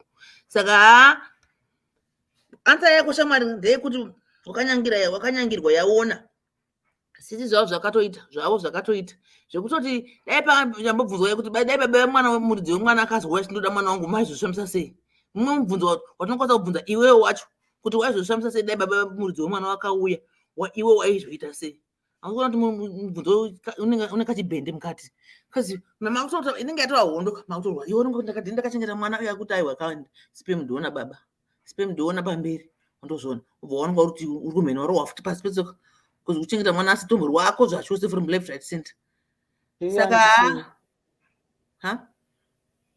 Saka baba bhora ashamwari ndere chikweshera umbori bwino uchatoningira uchatokuvara zvigumwe zvekutsoka uku uchatokuvara uchitongokika bhora chikwesha enda zoko kumaloya but kana according to paper wakatoiruza usati watotombodii kana uchikwanisa iwe chingobhadhara ani makore mangani manje ukangotunzva inenge yatopera iwe chingomaintaina chete and keep records and kana mwana akwanisa mhene kwenyu kwamuri kuti is it 18 or 21 then you stop paying and then wodemanda progress yemwana wacho and mwana wacho anofanira kutoziva kuti ari kubhadharwa mari nemumwe womunhu wasiri baba wake, you know, but not zveutsinye but zvechokwadi so that zvinobuda pachena kuti mai vako vakandikumbira ndikabvuma handiti. Saka apa pekuzoti ndikuchengeta apa it was a force ndakabatwa pahuro hatina kuwirirana but semwana wandakakura naye nehunhu hwangu segentleman yes I'm continuing. Asi kana zvichikurwadza pocket wise nemwoyo enda kumatare but awiwini ndozvona. Kana zvichikurwadza because marume anoshinga zvinenge chirwadza pamwoyo asi hataura asi achingoshingira kuti ndiye mwana wandika anoziyainisa baba saka ndinoda ndingoti upenyu hwako ufambe huenderere mberi. Zvinoitika kwese kumadzimai nekuvarume kuti unenge wava mwoyo wako kuti wakamira sei sezvo vakadzi vanozikamwa nembiri yekuroya. Saka wakatoroyewa apa because mukadzi akakutaimira shamwari hei papanzi ndiye futi ane mhosva yekuti muzorambana imhosva yake futi andibhabsi manoona rudzi rwekwenyu kuti manyama champion vakadzi number 1 hapana munhu anombofaka kuna mukadzi pasiri ndo chinhu chakagonekwa usikwa namwari mukadzi haumugoni mukadzi hauiwini. Saka plus ndikurumidza ndaenda kuona anditi dambu your question yes tainzwa mubvunzo wako uri valid but the answers are many and are also vague zvinotodependa nekuti iwe wakamira papi because paper wise according to seneme yataurwa nasocial worker takuenda paprofessional yes you are liable. Unotofanira kutobhadharira mwana uyu wakatovhoisa marights ako kuti ndiri baba pano saka kana uri baba kana mutemo ukati baba ngavarere mwana ndiye unorera mwana asi zvikanzi sperm donor ngaarere mwana you are nowhere to be found panenge pakuita zvemadna but zvikanzi zita rababa vane mwana uyu vari papa ndavarere mwana wavo ndiwe unowanikwa uripo. Saka zvakwauri manje nekusimba kwako zvandataura, if your pocket is good enough and your heart is willing, please continue. If your pocket is good and your heart is willing, pabate pakatosiyana. Uyu mwoyo wako wekutonzwira mwana uyu tsitsi hazvinei nemukadzi uyu, mukadzi uyu akatokurwa pasi petsoka. Saka forget about this woman and think about this kid and think about where you stand with yourself, your pocket and your future. Kusana kazoita mukadzi unenge wakutomutsanangurira kuti mari mama mari iri kubatwa kuenda kwana vandaimbochengetwa. Because this is how unfair or fairness your life. Kuti chanofunga kuti chapera nhasi chino kumukira 10-15 years to come, and you have to explain and you have to dance to the tune of the music. So safeguard yourself right now. Kuti upenyu wako wakananga kupi, how's your pocket, how's your heart. This lady yakatokubata. Saka if you want to fight her, you go to court. But sure unogona kutoiruza nyaya iyi ukatozipedza wanyara ukatobuda futi mari yakawanda. Saka just have a heart and take care of this baby until the time comes kuti unokwanisa kuzotaura pasi amicably. Maybe anozopedza azoti no chirega zvokubhadharira vana vacho pamwe vese ndakukwanisa kuzviita mukadzi wacho kana ada futi kurivhesa ningirikini back to tenda yeuroyi wake waari kuita. Handiti musandipikise vakadzi munoroya. Because munoreswa mwanasiri wako mukadzi agotsika madziro shama achitoziva kuti mwana hazi wako iwe vakadzi muri number 1. Saka ndiyoyo deo andangu kupedza ba ndichadzoka tikoni taura ndichapedzoka pekupedzira. But just answer the question. Ndakupindura bvunzo kuti maata dzakawanda plus sorry chitongodza kana yawakaparirwa wakapara wega ukabvuma nemwoyo wakanaka. They want to answer your question as well. Kuti kosi atifari here kana ndova tinotoda kufunge vana varume vanotora ma responsibilities akadai tinovafarira zvekuti do, but tinoyatirwa kuti ngavafunge futi zvese. Munofunga ne 5 senses nefunga nesebhelebe yenyu singafunga nezvese, because if this guy muridzi wemwana akauya kuti ndoda mwana wangu, what are you going to do? Anozvona ihondo iyo inotoda maata dzakawanda, but tinoda zvesho varume vanoteka responsibility kuti no uri mukadzi waunda kuda masanzo ako ese ndinodi akuwe uye nawo tozvikwanisa then wochengeta zvako. Kungotaimirwa kwakakanyangira vana vakadzi ndo vanozikanganisa rhythm. So dai musamborambana dai ringori alita continue. Dai musanarambana nditi wangochengeta mwana nekuchengeta wako nemukadzi wako, because hapana musi wanozoti uyu mwana ndi wangu asi akauya nemukadzi wangu mukadzi wake. You don't explain that to people. Unongoti vana vangu hauna musi wachati aiwa uyu mwana womukadzi wangu uyu ndiye wangu uyu, and you don't talk like that.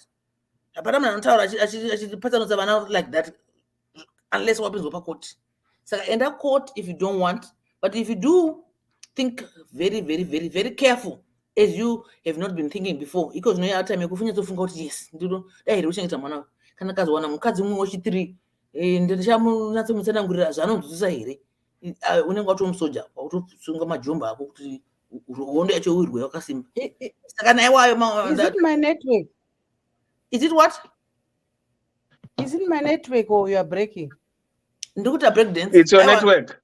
Network, but andisiku break. Ndacheka ndiendera taura sisikoni tinzoti vachati chii, but ndizvo zvandafunga hangu inini mafungiro angu kuti according to paper yes he's obliged and it's mandatory he has to pay, but moral wise zvinhu zvokugarira pasi motauriranawo semuse vanhu vakambowiriranawo pamakachinja mapepa emwana.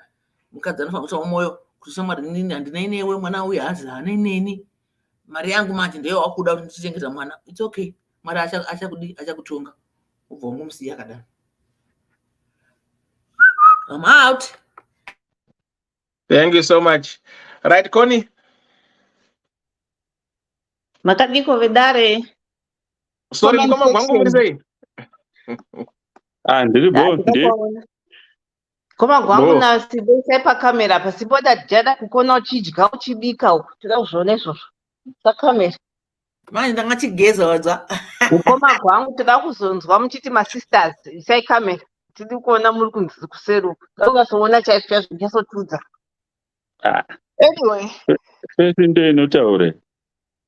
kwazvo tatojaira zvoti kana tichitukwa tichidai soona munhu ari kutituka timasisters. So anyway, Katifanika nisi mutatukwa. Dewa vana havana ndeta yavari tu yekuAmerica saka gava vasati pedzera nguva. vakatondisiya vakutojola nevamwe ava. Yangu time yakatopera. Anyway, let's go back to the story. Handi murusangana ubhedhi manje. Vanenge vakawandirwa tichazoiwana isusu vanotaurisa. Forget.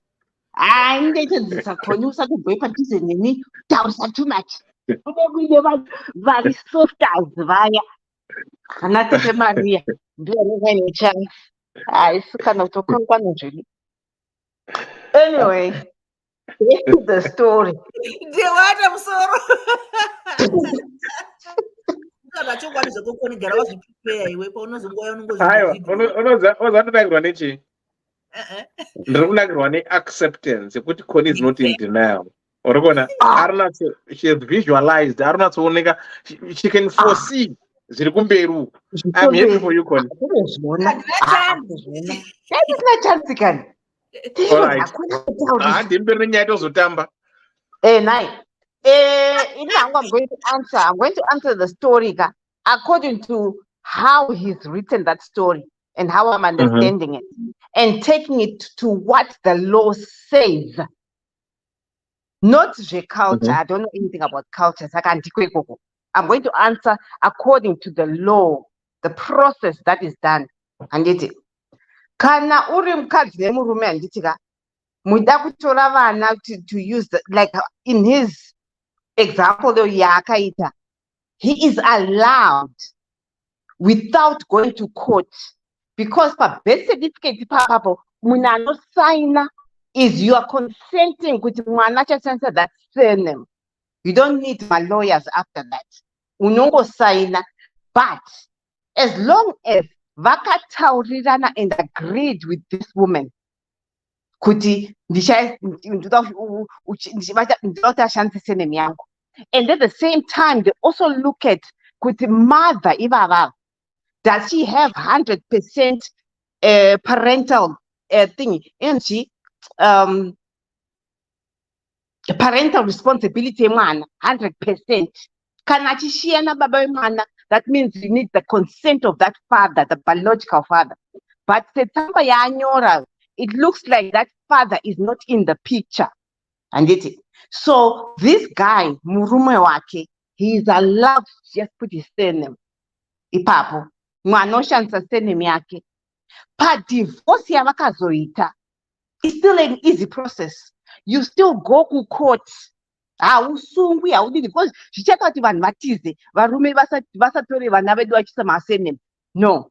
What might a divorce yenyu, you still go to court and say kuti ndoda kuti mwana uyu abvise surname yangu, because by that child carrying your surname, you are obliged to pay maintenance of that child because that child is carrying your surname.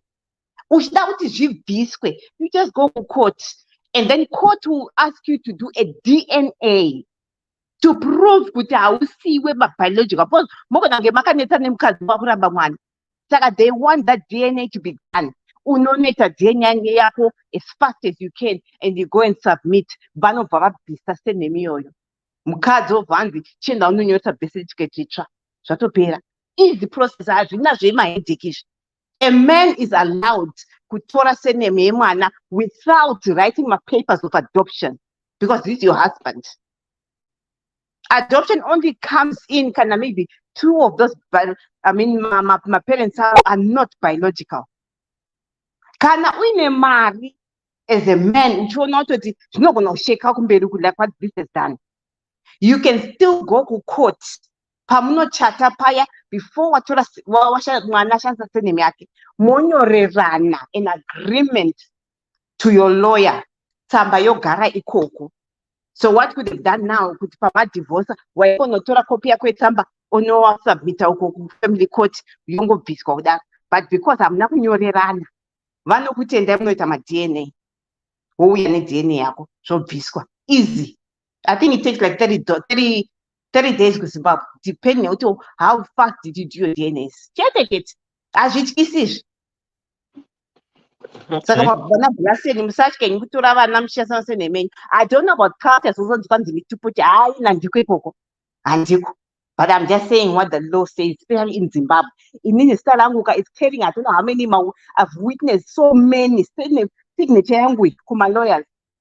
Heva my families. Pali to one of ngoti hama yangu. But wamunongo bigger utane vana wakati one day vamwe vacho hasi vake anenge atora mukadzi aine mwana or girlfriend yake yoita mumwe mwana and agree kuti ndoda kuti uite baba vangu. Saka kutaurirana, mufanira kutaurirana and agree. But I think kuti uyu kunyora kwaaita is this kuti anenge akabatwa kwiyo semawo because I think vakazoti vasvika kumabhetheri kwakuzonditi nyoresa surname here. I mean, that's what it sounded like. But you're supposed to talk about it before. But iwe uchingoziva kuti pese paunoisa signature yako uri kuzvisungirira. You should have known that. Saka now, my only advice, before you do anything, please seek legal advice. Because muchazvisungira nezvimwe zvisingatsungiriki. But apa, he's free. He can just go to my court and file paper like I want that mwana abviswe. You want to take away that right. So dependa one moyo wako. Vamwe vana baba vanaanza kutokura vasina that thing, but anenge akatoudzwa mwana kuti iise neme baba vandanga my second husband or first husband, whatever it is. Unozongoudza mwana nemuromo kuti senema inayo haisi yako ndeye kwakati. Zvatopera izvi. Zvisina kana nekumboti kwanzi mitemo inonzi chiko zvokutemesana musoro. Aiwa, no, hazvikwezvi. People are free. Tatenda. Thank you so much, Koni. Usaende kure takunzwa. Right, and Babs murisei. Ndikudzoka ndenda comment section ndosodzoka ndaku next station kwangu. All right. And Babs. Yes. Madi. Ndiri right there, zviri sei? Bobo, what's up? Ndiri right. Vari sei ma viewers edu comment section handisi kuona ma comments. Vari kuti chiko comment section ndo inowanzo kuti guide. Ya, iri kupisa iri kweko. Iri kupisa ere comment section vari kudi vari kufenga. Vanga chipisa kwekutanga musoroko. Okay, I think zvizhinji zvataurwa Dewa ndezvokuti kuti kana evidence yekuti mwana wake i-birth certificate even chero asiri biological, so he is obliged kuti aite play that responsibility of a father. And the most inini chinhu chinondirwadza Dewa ndechekuti unoziva dai Mwari watibatsira kuti patinorambana ngatisaisaiwana pakati.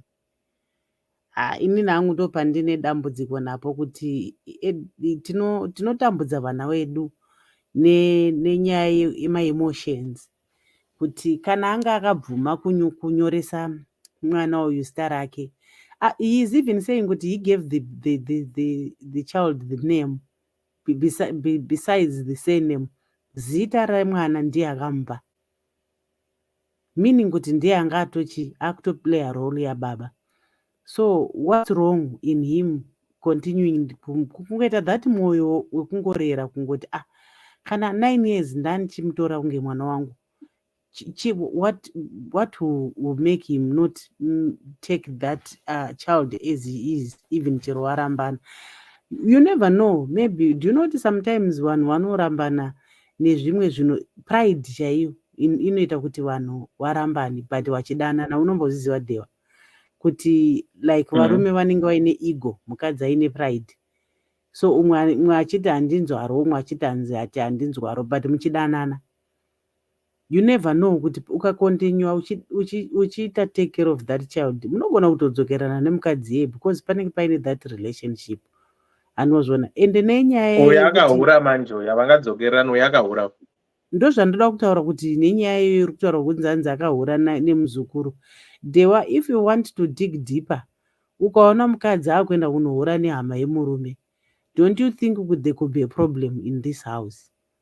Even chero kudhara zvanga zviriko, I'm not saying kuti ndizvo zviripo, handiti. Maybe mukadzi uyu aida kusimbisa imba yake, that's why asina kubuda kuenda kure. Ende kudhara zvanga zviriko, munin'ina aipinda mumba yemukoma, muzukuru aipinda mumba yasekuru. I'm not trying to justify chihure, but I'm just thinking kuti what could have led mukadzi kuti ahure nemuzukuru achikona kuenda kunotsvaga vamwe vanhu kunze maybe. And in any case, inga varume vanohura vakadzi vachivaregerera vanhu. It's high time we should learn some of these things kuti chihure hachina gender, chihure muedzo. Kana iwewe murume uchiti kana wahura ndofana kukuregerera, chinokutadzisa kuti uregerere mukadzi wako chii?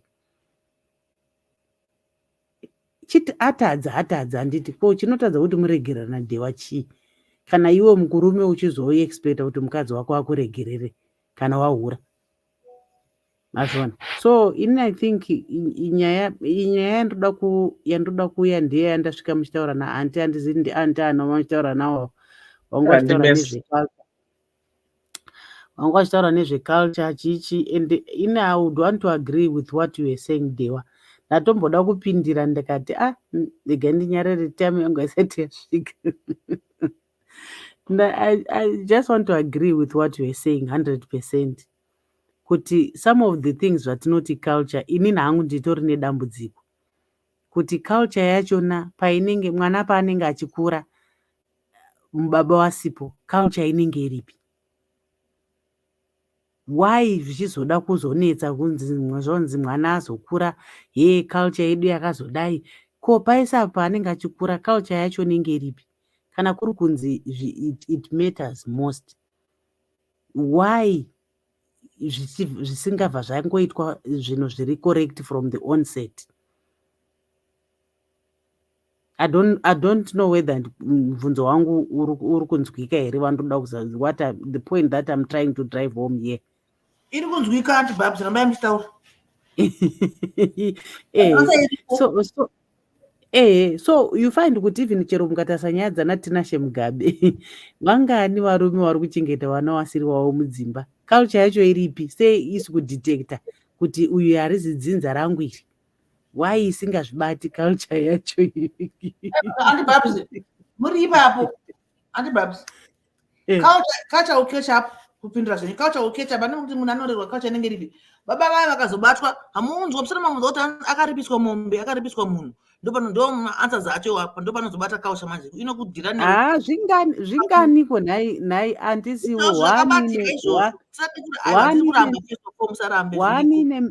mirai andisiwo 1 in a million zvamuri kutaura izvo. Ndinoda kuzama kukudzai kuti zvimwe zvinhu zvatinoti culture is not even culture. Ende zvimwe zvinhu zvokungovhundutsirana nekushishidzarana zvimwe zvinhu hazvichitoshandi. Mwana wakadzimara ukapinda mugomba umu, culture yachona isina kumboshanda. Mwana achishandisa mutupo usiri wake kudzimara kundofa.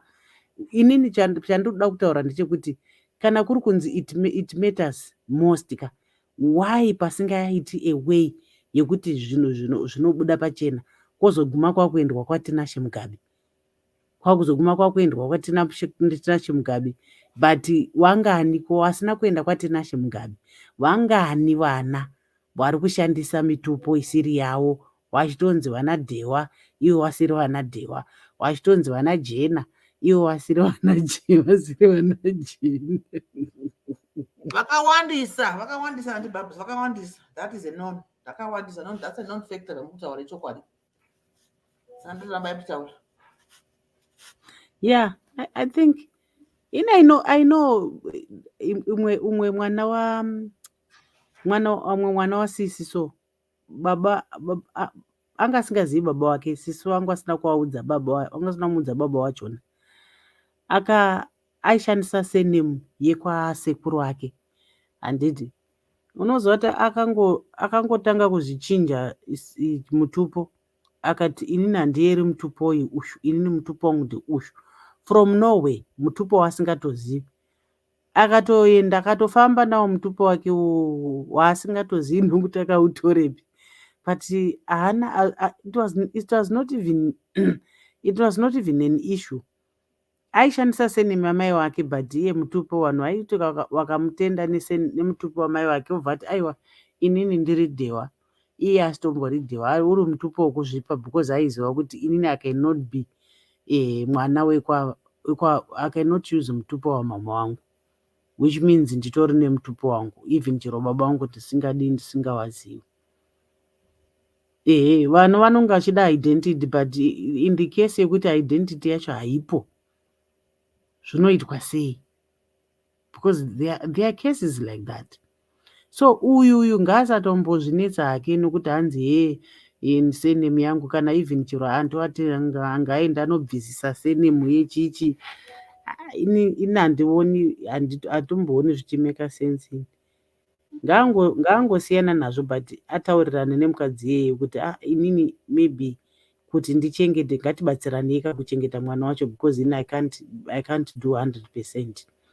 Even chero kuti mai wacho wazoende kumaintenance, ngavangotaurirana, iye ungobhadharira paanenge adira, paanenge achikwanisirawo. Kuenda kumaintenance kukaurisana vanhu vakarambana vachidana navo ndezvekuda zvepfinhu kuti ndega ndimuendese. Ende mukadzi uyo anenge akatoenda akandosika legal advice, akatoudzwa kunzi as long as senemu iri pabirth iri yake unotoihwina nyaya yako, and for sure akatoihwina. So ndezvekukaurisana, but at the end of the day we are fixing the child, uchifunga kuti muri kufixana imi muri two, which is very unfair. Hatinidi kuisa vana pamaissues edu kana tichinetsana. I think that's all I can say there. Thanks so much, Andy Babs. Mukoma kwangu. Seriously. Moshe, what's your take on this one? Dewa, Vanoti culture haishandi. Icho chinombozoita kuti vanhu vaende kwana Tinashe Mugabe chiko. Chine chasunda kuti vaende ikoko chii? Mukoma kwangu ndikumbira kukubatai muromo 1 minute. Vasati vadzirwa. Vati hanzi varume vanofanirwa kuti vakadzi vavaregere nekuti vanenge vachiita ifaniro iri papi iyo chapter ani? Because hakuna faniro mati inotiwe kana varume vakachiita vanoti ifaniro kuti vakadzi tivaregerere. Ndiani akadaro kuti vakadzi munofanirwa kuregerera varume venyu kana vachiita? Kumubhaibheri ikandozvotaura bhaibheri handisini here naye andi. Alright, zvakataurwa mubhaibheri handiti? Ko pakataurwa mubhaibheri kunzi mimi varume kana mukachiitirwa nevakadzi musavadana navo varamba inde papi? Zvakanyorwa kupi? Bhaibheri ripi? Aikwa ndozvandikutaura kakuti ndopatiri kutadza kunzwisisana ipapo kuti sin, ndainga ndataura ndakati sin haina jenda. Ndosaka zvichinzi muedzo unongoinga eni murume kana kuti mukadzi. Iyoyo nyaya yekuti kana mukadzi achinge awingwa nemuedzo zvonzi ngaadzokere kumusha kwake kana kuti ngaarambwe, asi murume kana achinge awingwa nemuedzo honzi ngaaregererwe. I think nebhaibheri aiwa ndozvinongofunga society. Alright. Saka mimi muri papi because hamusi kuculture kubhaibheri ndofunga muna kuti bate muri kupindura muri kusaidi kwani because ndoda kubata imwe because hamusi kubhilivha nechiculture mubhilivha nebhaibheri. Zvakapururwa nani kupi? Andinamboti ndiri kubhilivha kuBhibheri. I'm just contributing according to what I think. That's my thinking. I'm a critical thinker and I'm a sociologist and saka ndobata kwese kunzungu nekunyimo. But zvanga zvine balance ka. Ndoda kuti tiwirirane one thing kuti todisagree tiwirirana. Because mamcha seculture ka mamchichiva zvakazodi vana Tinashe zinyowani here. Ini inganda balancesa one ndataura maybe munaunzwisisa pandataura zvaTinashe ndati it's only now pakuendwa kwaTinashe kwakuzikana kuti wana wakawanda vatobelong pavari. Ndosaka uchiona vamwe varume vakawanda havatodi kuenda kuDNA enough. I've had my discussions nevamwe varume vachiti ndiende kwaTinashe Mugabe ndonzwa kunzi vana vese vana varoorwa nevakaroorwa vonzi havazi wako ndife zvangu neBP. Okay, yeah, but then let's agree kuti All right, timira mukoma gwangu wataure ndautaura aiwa ningirikini toda kuti chi kuwirirana inini murume wangu akandihurira ndezvangu kana zvebhaibheri kana zviya zvina basa ndezvangu inini ndoda kugara naye here murume wa ndezvakewo hazvizve kuti nanzi zvinofanirwa iye kana aida kugara nemukadzi wake rihure ndezvamadiro ake kuwirirana kwake nehurire rake kugara vari true hazvinei nebhaibheri kana anizvo kana culture ndezvava vari true. It's between the two people. Ndizvozvo hapana mboti ndezvebhaibheri. Chimbomira izvi kuitisana nharo ka mirai mukoma gwangu wambotaurazve. Alright. Mozetisana zvenharo dzamuda kuitisana idzodzo idzo. Ndatidini icho chinombozosunda vanhu kuti vaende kwaTinashe Mugabe zvamati culture hairekeri kana kwakusina Tinashe Mugabe izvo zvinongova zvaingovasunda kubva kare zvokuti munhu unotanga kuita mamhepo ndo zviri kungovasunda namanje kuenda kwaTinashe Mugabe kuti zvindobuda pachena kana zvazvichingoshanda mushandiro ndo mushandiro zviri kungoita. Anyway, one varume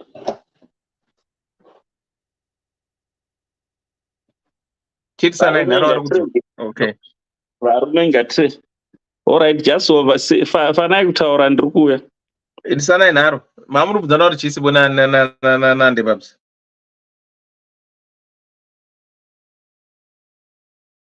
Sibo aiwa ndini ndadaura kupindura mazokudai vangenyora kudanana kwamunoita ini ndikanyengwa nemunhu handibvunze kuti ndomudairi kana handimudi saka ndikazomushaishira munhu kana achindiramba togona kundoenderana matare but zvinenge zviri kwaari neni kurambwa nekurambana kwete zvokuti hanzi nekuti chakanyorwa pakati that's culture whatever zamutaura but hapana pakanzi faniro iwe mukadzi fanira kuramba uchidana nemurume wako kana akuhurira unomuramba. It's up to you. Faniro yani. Aiwa inini mami maybe bandimiskota handisipo ndati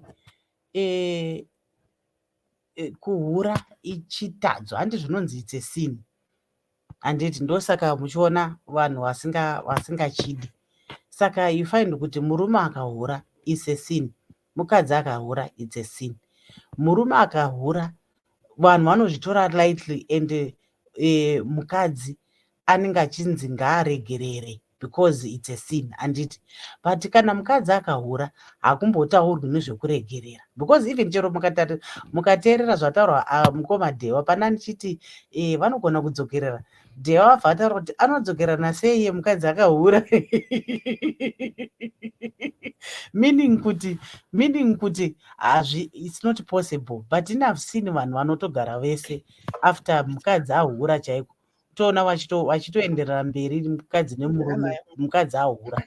So I'm saying kuti kana vanhu muchidanana muchinyazozenyu kuti apa munhu wangu apa muedzo asi kudanana tinodanana hedu iskero ka measuring iskero irudo kana as long as paine love wakawanda vanhu vakagara mudzimba umu vahurirana but because paine love asi panenge pasina love ndo anozoti rega ndizvibudira hangu because which means zvaari kuita izvi ari kutoda ushu kudarika inini saka inini handichadiwi voita ndizvibudire but otherwise vanhu vari kuregererana guys hatidi kunyepa vese vakadzi nevarume so there's nothing chinomboshamisa pakuregererwa mukadzi kana akahura even murume kana akahura as long as mabvumirana ndo zvandani ndichitaura handina mboti it's a requirement by law kana kuti religion aiwa kuti hanzi ifaniro mukadzi anofanirwa kuregerera murume wake nokuti chii hakuna zvakadaro ingasingamuda ndibudi kana iye asadi mukadzi wake hadi mataura mega wani kuti vakadzi vanhu vari kuregererana mazuva ano upenyu hwaoma we unobva ndopa unonyatsoona kuti panapa ndikati -1 ndosara ndichikwangwaya saka unotozongoruma ringiri murume pazasi apa unongofana ndakadaro uchingohura nekusaidi uchingohurira murume muchingogara mese ndizvo zvavari kuita vanhu vakadzi kandi maactors saka anenge achiacta zvake achirova game yake vanhu vachingoti kondingagodi ndio kwandakabvisa mari zvakazoti but hakuna faniro. It's just an agreement between the two people. And mataura nepondi wanye kuti vanogona kuzodzokera pana makapoza kuti they divorce or separate, but after some time unotozonzwa kuti after 2, 3, 4 years vanyatsoona kuti vashaya kuseri uku munhu anokomba nezvaanoda otodzokerana vaya otochimhanya. So zvese is possible, but it's not a faniro. Hakuna uri mutemo iri faniro, saka vanhu vatomaline kakumakotu. I just think kuti kuwirirana kwevanhu two kudai washamwari achawirirani pano ngatingodivhosa. Kandi munhu anongoenda mavatauri anongotopeka tunhu twakatoenda ndokutoona kuti ndatosiyiwa panapa, saka munhu achatodika otongoenda. Saka hatidi izvozvo ndewaiwa kana kuti hanzi hazviiti nekuti akahura kauri hazvinoita. Anowana kubvunzwa kuti vanogona kugarisana pasi chakaita kuti hure chii, anobva nataura kuti ndakangonakirwawo nedread, saka unoda dread here, unotobva kuti baba vatochinja vanga vane zviuda kutotsvaka utoenda kuhair enhancement otoiswa musoro bvudzi otanga kutokuta dread, mai vaiva kutofara ndochakanga vachida ndochavakahurira. Murume wangu hana dread, handikwanisi kupuruzira ndebvu, vaenda kuna ane ndebvu mudzokera nazvo nyaya murume chongoita chiseko chenyika kuti kwaniko tizvozvo. But life goes on like that. That's how unfair life is. You just make your own decisions and move on. Nezvimwe zvinhu zvinosekesa muraini. Nezvimwe zvinhu zvinokuti vanhu vangatoshaura kuti shuwa here dewa shuwa akadzokera naSibo. Sibo yatakazomwa takadai inenge yatongova nhoroondo zvayo, but dewa anenge Okay, saka isusu tiri kuti here murume yaakanga asanotoresa mwana pecertificate. Akagona chaizvo. Murume akagonesesa. So why is this woman now claiming maintenance knowing kuti mwana hasi wake? Kuroya kana ndo unonzi uroyi wacho udyire plus pamwe fixers vakadzi vanoda kufixa nezvimwe zvinhu zvinoza kuti unomfixa how? This is wrong. This is where I'm getting it wrong. Ndopanofela kuunderstand kuti if someone accepted you iwewe nemwana wako akatadza kuacceptwa nababa vake wakaita nounhu, ini ndazokuramba inini tarambana, why do you want me to fix me iye tiri kusiya muri dzaka kusanombogaravhanding out there? Why? Okay, why? Because this is where women, this is how us women are. We are evil by heart. We don't think with our 5 senses. We don't think first. We just want to act before we think. Saka ndizvozvo kuti unenge uri kuti ndazviruza, uri kuda kuda kupanisha munhu, ndokuti unochifunga kuti unogona kupanisha munhu. Zvakara zviriko wani ndo paunozotuka paipa, paunozotuka uchiti mwanazi wako angada kuti urwadziwe, but angaziva kuti mwana ndiwako, kuda kungorwadzisa chete. Vakadzi varipo pakurwadzisa in a relationship kana achinge asiyiwa, especially kana pasina agreement, kuda kungorwadzisa chete nemashoko nema-actions mamwe asiri necessary, just kuda kungorwadzisa. Saka apa ari kutoti ndomwana kupi ndomuonera pamari yake, mari yake ndoiwana sei, anenge achifanira kubhadhara maintenance. Handiti ndobambatirawo mukadzi uyu, but anotoziva zvishuwa kuti pakauya Jose takabatsirana kuti ndikamuti mwana azi wake, anozoziva kuti mwana azi wake, tikamukumbira akabvuma, ende mwana aitochengeta tese semhuri, but nokuti iye abatwa by default. Handiti mazvona panze danga ari mhosva yemukomana uyu, maybe with guilt aigona kudi kuramba achengeta mwana, but nemukadzi uyu nokuti mhosva yake neguilt yake yekuti ndiri ndakaputsa musha wangu, saka kuti ndimuregerere kuti aende. Ndiwe mwaya vanokuti kanyange akanyenga musikana wanoziva anogona kuenda nemusikana yawo chimwarasa kuti munhu wadana naye kajalasi kamwe kaike kemwoyo wakaipa kekuti you cannot let go and you cannot like really kuti saka ndatorambwa kaini, saka atoenda kauyo. Handiti just kungova nemwoyo wakaipa. I think that's how I can summarize everything that us women do in a relationship yawasiyiwa uchida, especially kana uri wongo watori wrong, unoda kutanga kujustify even your wrongness kuti ite right, so that other person feels guilty. Unonga kuda action vakadzi kana trimwana actor kana kuda kuonekwa nezvisipo, just because kuti munhu arwadziwa afile sorry pamwe adzoke, but even if akadzoka all right, just madzoka chingoti ndadzoka ndosaka ndati all right. That's all right. Chita all right zvenyu maita zvakanaka madzoka takada kushaya toti chi. Right. Ndoda kutanga kutaurira isusu vanhu varume. Haikona kufunga nomusoro wegwangu. Kuita sokunonzi wakabata svimbo uri kuvhima musango. That's being stupid. Ndochinhu chokutanga. Nyangwe wanakigwa nomukadzi zvinengei, achitapira zvinengei. Upenzi bwoko ngatihurege varume. Yes, you can look after your girlfriend's child. Nothing wrong about that. Kwete kuzosvika paupenzi hwekundoisa senhemu. Ubwo ndoubora ngoma hwokupedzisira. Dzimwe tsika dzavarungu idzi munodzitora musati mafunga kaviri. Chakauya nechirungurira chirungu ichi. Yes, ndomuindisa kumaschool run. Yes, ndomuindisa kwese kana kuholiday ndinoenda naye. Because mai ake vari kundipakurira gwangu. Tozviziva gwangu inonaka chose. Kwete kuti izokunakira zvokuti unodyawo guta, kwete kuzvimbirwa. That's nonsense. Right. Ndonga ndapedza newe mufaniro. Imi masisters, uroyi regai vanohuita. Kuroya hakusi kufamba wakatasvabire usiku. This is witchcraft.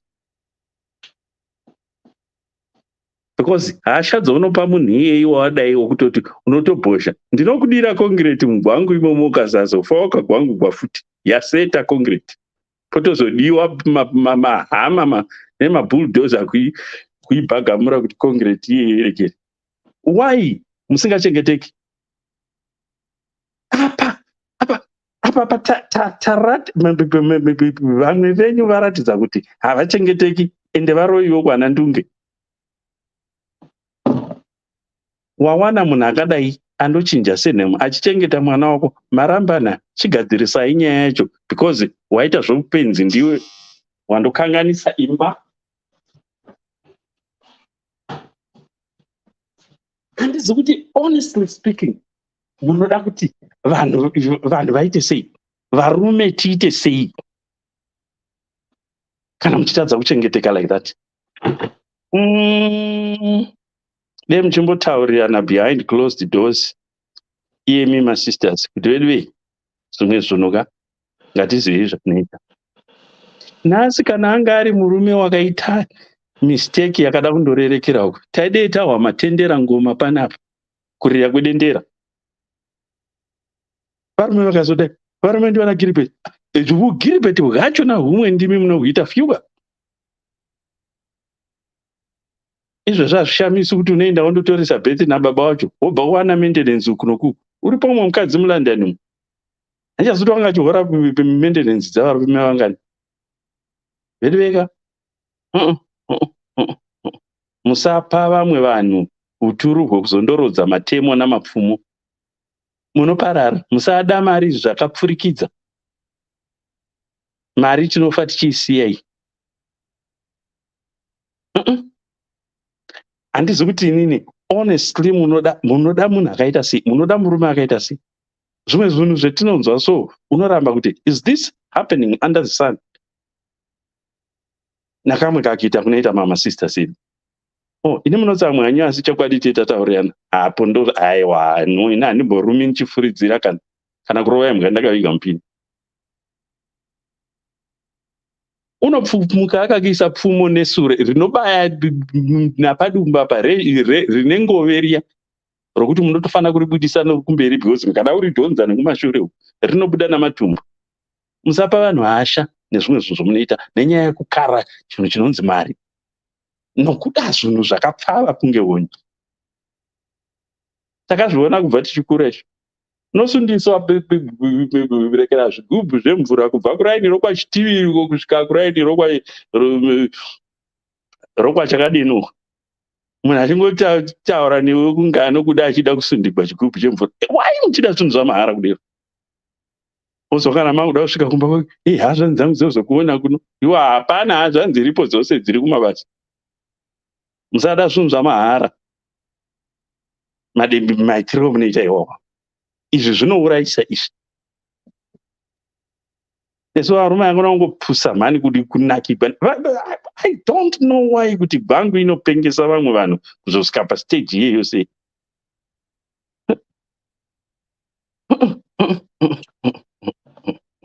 Zveriveka. ngatidzidzei. Honestly, some of you, my sisters, musafunga kuti uroyi kufamba wakatasva bere. Uhu ndo unonzi uroyi. Wokuroya masikati. Handina zvakawanda zvekutaura. Shamari, inda kuma-lawyers. Undotaura kuti ndo nyaya iripo. Handei kana ungondoenda kuti aiwa handisi kuda kuchengeta mukadzi mwana uyu handei kuma-DNA haasi mwana wangu. Akandinyepera kuti mwana wangu. Hatichatauri kuti takabvumirana. Because hapana pakanyorwa kunzi takabvumirana. Otakurana nomutoro wake oga. Vamwe venyu havachengeteki. Zvazvokunzi wazoura nehama. Ndomungamba mune problem. Waga simple. Ungarichengeta zvinengei rinongoura. Rokuurira rongoma nemombe. Wabva kundotsika madhaka uko. Achichengetwa munhu. Vamwe venyu hatingati zvenyu kunyeperana. Vamwe venyu havachengeteki ndochokwadi. Mashurugwi ariko. Asi kuna mashurugwi queen shurugwis. They are there. Otherwise, kana muchingogara muchiti mashurugwi, varume mashurugwi, then zvibereko zvenyu zvine problem. Yongoproducer varume mapenzi. Let's agree on that. No, because maziva ndakambosenza pamwe paikastiwa zvinhu muchinyungudusa tsimbi. Zvotoona zvinhu zvobuda zviri wrong. Ona no, poto inenge iri right. Putsai. Tiumbe imwe poto nyuwani. Yokumelta simbi. Imo menyu imo mumasisters. Muzere zvigogodza zvinyamko. Because kana zvisirezvo, then something wrong nepoto iri kubikigwa munhu. Ende ndodzirova nhumbu zvibereko zvenyu hazvingangozvari vanhu, hazvingazongozvari breed yechirume yakaipa. There is nothing like that. Look at what we are witnessing today. Let's be human beings. Kwete kuita zvigogodza. Inda kotiwe. Undoruza kama uchigadzirisa nyaya. Mwana uyu haasi wangu. Ndovachakuudzai kuti indai kuma-DNA. Ndopanondobuda gure rose. Handingashupiwi netsukukuviri yakaita sakare. Kana chimbazo ndinondotsvaka paloya. Tienda kuma-DNA. Kana usina mari yacho. Imimi ndime munoita kuti nyika inake kana kuipa.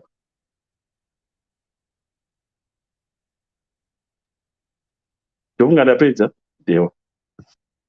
Okay. Yeah. Musaende kure nemubvunzo ndoda kubvunzai. Mamirai.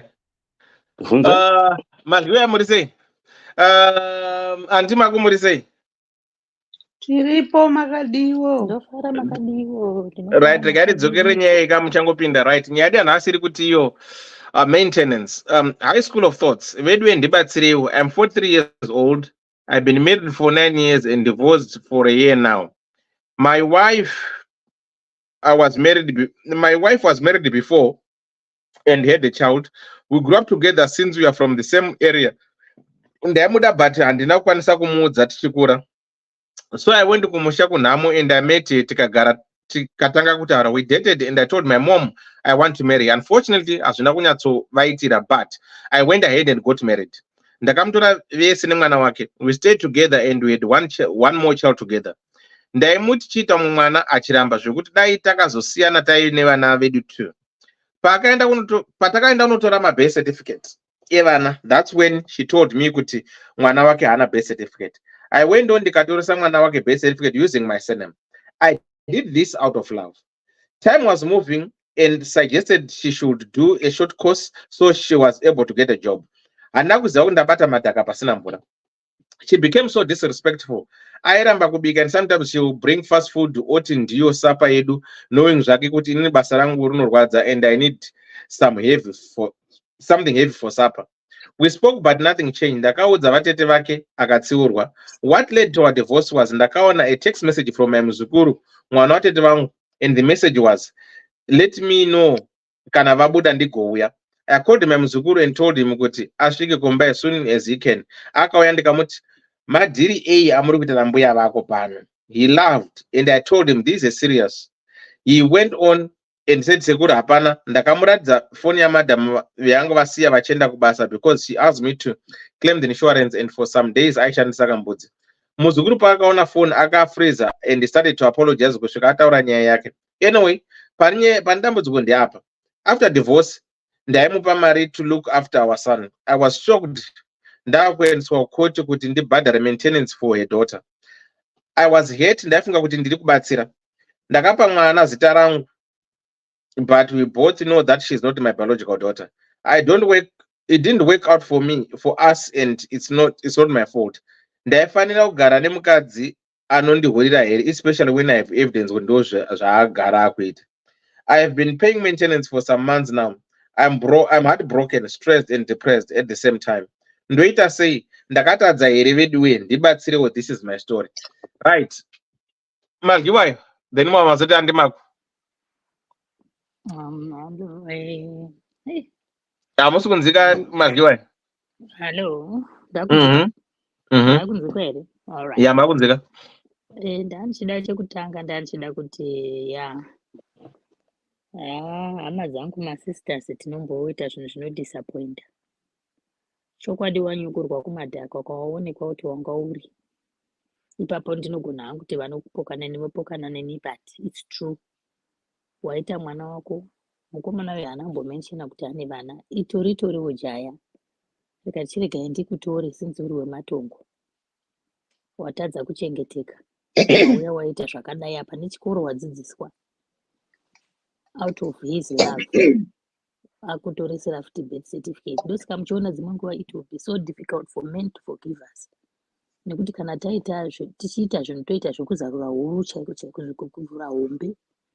Nekuti handingati wanditoresera mwana birth woti zvewo ndiendesa kuchikoro. Pamusoro pazvo ndokupa mbasera yekukuhurira. Hazvibudi zvakanaka. Ipapo mukadzi uyu akakanganisa 100%. Ndo vanhu vaya vanozosiya vanhu vakakuvara zviya zvokuti next relationship yake haachagoni kutokupa mari chaiyo, kupa mukadzi wake mari, akungoenda kumagirosa kunotenga nesauti chaiyo nematomatisi. Uye osiya pakaunda apa mukicheni oti kana zvikanzi hapana sipo anonotenga ega. Nokuti anenge atoluza matrust issues. Right. Kozouya mukoma wangu apa. Itoita chimagaiva kana wakamboona firimu rekunzi magaiva riya. Rekutoti alright kukoti wadaidzwa. Kana dai wanga une access kuzvivana matoothbrush machii zvemwana uyu. Chinyararire kuDNA zvako yemwana wacho wamadheni. Musi wekoti wosvika womira mubhokisi woti hongu ndakaramba kubhadhara maintenance yemwana uyu nekuti hasi wangu. Maresults aya ndakatonotora DNA kuitira kuti zvisazondinetsa tingobuda munotapedza nyaya idzi. Wangu mwana ndomaintaina. Plus chimwe chakatokosha chitotoresa vese. Nekuti you never know kuti uyu wacho ndewako here. Kana akatombogona kutodanana nemuzukuru wako. Munhu akadaro anopedza musha wese, anogobva pana muzukuru kuenda pana sekuru kuenda panani. Haamiri musha wese kutenderedza kana chiri chirwere mese munodirwa nemunhu wani. Saka usatombonetseka and don't be so bitter. Chandoda ngokutenda ndechekuti wakaita out of your heart. Wakangoita Mwari achakukomborera mazuva, don't worry. But for your own safety, chita maDNA. Unyatsa kuchiramba kuchengeta vana. Vese ngavaitwa maDNA, usatoita one. Nokuti once a cheater is always a cheater. Apa chokwadi nekunetsa kurikuita varume munhu wotoita kutambisa murume. Vasikana kunze kuri kupisa izvezvi chii chaita kuti azotaura kuti maintenance kwakupisa kudzoka haasi kukwanisa kuafoda mari yekuchengeta vana tu. Nokuti kana ukaendeswa kuchikoro uine kosi yauri kuita chichaita kuti uteere munhu mari maintenance yemwana wako. Ende iye murume anogona kutaura mukoti kuti chikoro chandakatomudzidzisa ichocho maintenance yakatokwana kuchengetera mwana wake. Wangu ndochengeta ndokunge abuda ari wako futi. Saka from today ziva kuti enda kumaDNA evana vese vari two. One kuti tiwane peace of mind yekuti which two wacho ndewako. Hatibetsereki, ndagutsikana vakadzi hatibetsereki. plus chimwe chinhu varume kana maona kuti maona munhu anokudai mazuva ano zvaakuda kutanga kudini kukupinda nezvigomwe nekuti wakapinda nemwoyo ukafunga kuti wamuwana ende ndo kumatongo ende unomuziva chitarisawo nemwoyo wako wakanaka uya kuti wadii mwoyo hanzi unodii mwoyo unotsitsirira wabetsera izvo zvichitarisawo iwe ndiwo wasara waapa mahwani waurari usiku nesikati uchifunga kuti saka muzukuru ende 2 watokanganisa ukama hwako nemuzukuru wako waunayo every time pauchamuona uchada kubata demo kuti iko ndomugurwa because akandikanganisira because kana muchimbodanana nemukadzi wako uchafunga moments ese amaidanana avhiringedzwa nekuda kwemuzukuru yeye wanatouya atoputsa munhu ukapinda mushambe vanhu pinda kuzovaka haigona kuzoputsa kudai watoputsa ukama hwevanhu apedza kuputsa ukama hwevanhu uda kufikisa futi apa kungoda kufikisa nokuti wakashandisa senemu kushandisa senemu hakuna kana problem ende hazviri kuti ukashandisa senemu yako wavababa vemunhu vangani vana vatinozvara isusu masisters out of mawedlock vatinoshandisa masenemu aikumba kwedu tinongoshandisa one hazviri kuti pasipoti yekuti ndikatora senemu yangu inini ndikaishandisa pamwana wangu wandabva naye uku hazviri kuti iko pachagovewa nhaka yemushama baba vangu inini baba vangu vanofanira kumusiyira chiuno aiwa rinongori zita rakangoisa papepa kuti awane education awane documentation kuti kudari kuda kupinda grade 1 agone kuenda grade 1 saka hazvina zvazvinotombokosha zvesenemu izvi usatozvinetsa zvako because at the end of the day ari kugona kuti ari kushandisa senemu yako kuti mwoyo but asingatoeri mwoyo wacho pamwe anoteera shumba saka hazvifaniri kukubata izvozvo zvokuti iko senemu siya zvakadaro nesenemu yake achienda asi painheritance yako iwe haana chaanowana unongonyora wako mwana kuti ndiye anoinherita zvinhu zvako uyu rinongori zita iri zvakafanana nekuti izvezvizvi muno chero matiri muno vana ncube mubhuruwayo muya vakawanda inongori pano ncube havasitorina ukama futi vana ncube vacho pamwe umwe akatongopiwawo kuti ncube asingatozivi kuti chinonzi ncube chacho chii kungoshandisa kuitira kuti tingowana documentation saka don't worry about your name kana usingadi kuribvisa but the courts can know kuti uyu mwana hasi wako by producing DNA kuti senemu chero birthday handitogona kusaribvarura vamwe vanobvarura vamwe vanongosiya zvakadaro ngaangoshandisa kana problem handina inga vanotogara chiudzwa panapa ndimukoma gwangu vane vachiti senemu yavo kana vanositi chiko kana vari kunana murehwa kuna nani vakangotorawo senemu yemadzisekuru vakashandisa asi chaiyo iri kuzaka kumasvingo ndo yavo chaiyo pane munhu anogara achizvitaura kana vasiri mukoma gwangu saka senemu haina basa senemu haitorina kana nebasa rese rega ashandise birth certificate iroro nezita rako iroro kana achirishandisa its okay but painheritance pako chawanyora pawiru pako hachichinjwi handi tinozviziva tese kuti chero chawanyora pawiru hachichinjiwi chero uine mwana wako chaichaiwo wakazvara akakuitira zvakashata ukamuexcluda pawiru haana chaanopiwa haana kana chaanopiwa saka ini rinoona sekuti aiwa don't worry mukoma ita magaiva tora DNA woenda kukoti neDNA yako wakabata maoko ausatombomuudza kuti watora DNA tine imwe yatakambotonga pano yavamwe baba vakacheka vhudzi remwana vakatora DNA vakange vanayo ita something like that usamutaurira mamuvha ako ese because atoshata yatoonyoka usamutaurira mamuvha ako tsvaga weye kutora DNA wotora DNA musi wekoti day wenda wakachena chaiko wakafirira nekuchena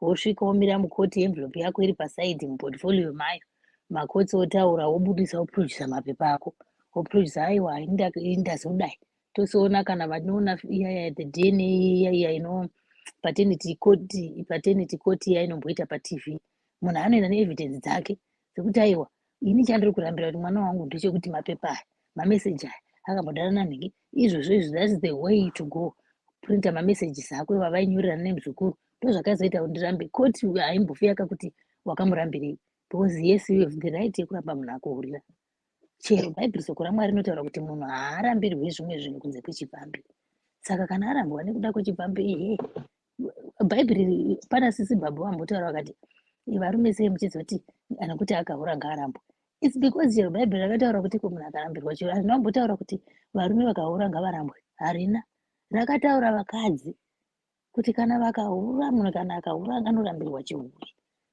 Angarova munhu, angaresva kubika, angapisa poto, angapisa hembe, haiwa angarambwa. Asi akahura ngarambwa. Harina kumbotaura kuti varume vakahura ngavarambe.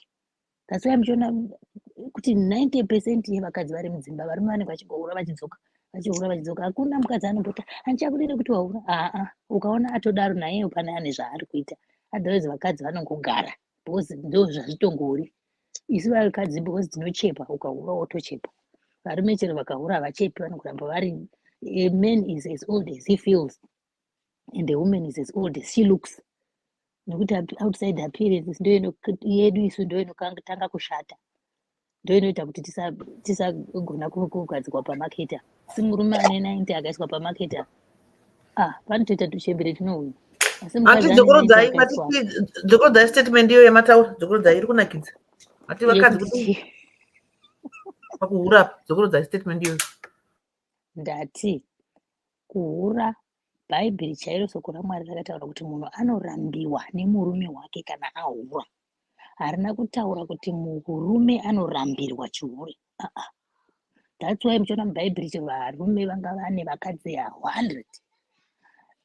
Saka vakadzi kana murume asingachakudini kuti wahura, he is right, he is on point.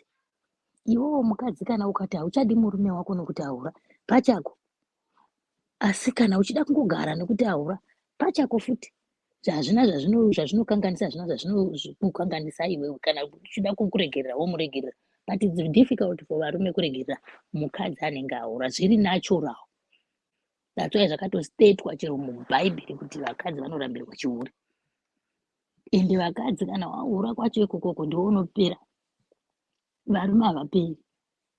Vangani vakadzi vapera asi varume vakangoti izvezvi mukamisa mukadzi ane 60 mukamisa murume ane 60. It's totally different. Why? Because kana mileage yako, the more the mileage, the more yaunopera yemukadzi. Saka vakadzi ngatibanzwisei pa. Uri kuchovha mileage yako, uri kuzvikanganisa because chinoitika ndechekuti uri kusangana nevanhu vari different. Uri kusangana nemunhu anokubata 30 minutes non-stop. Zvasiyana nevarume. Pamwe abata 30 minutes anenge achiexercise, achisimusa musana. Iwe unobatwa 30 minutes unosimukapo usingagoni kana kufamba, wakutonzwa kuti dai patotsvagwa feni wablowa pasi uko kwakupisa. Saka it's so different pavarume. Iye kana ari kuda hake vana magaivha evana muzukuru wavo ngaachinogara hake kumateresi uko achitorwa nemuzukuru wake. Usiya murume uyu oita Scott free uzvifambira uchichengetera mwana wacho kana ari mwana wake. Saka dai ndandiri iye ndisina kumboita zvese ndaendeswa kuchikoro. Mamhepo yoenda yatsanyira kuti asatombondibata, Mwari mukombe wechihuri ngaundipfuure. Ndatowana pekugara pano. Ndaendeswa kuchikoro. Mwana wangu atoiswa birth certificate. Ndo anonzi my blessings in disguise. Ndo anonzi fortune knocks one settlement door. Aita. And from there uchanoroorwa nane wana watova nemadzinza mairi. Wakunotsvaka futi rimwe dzinza.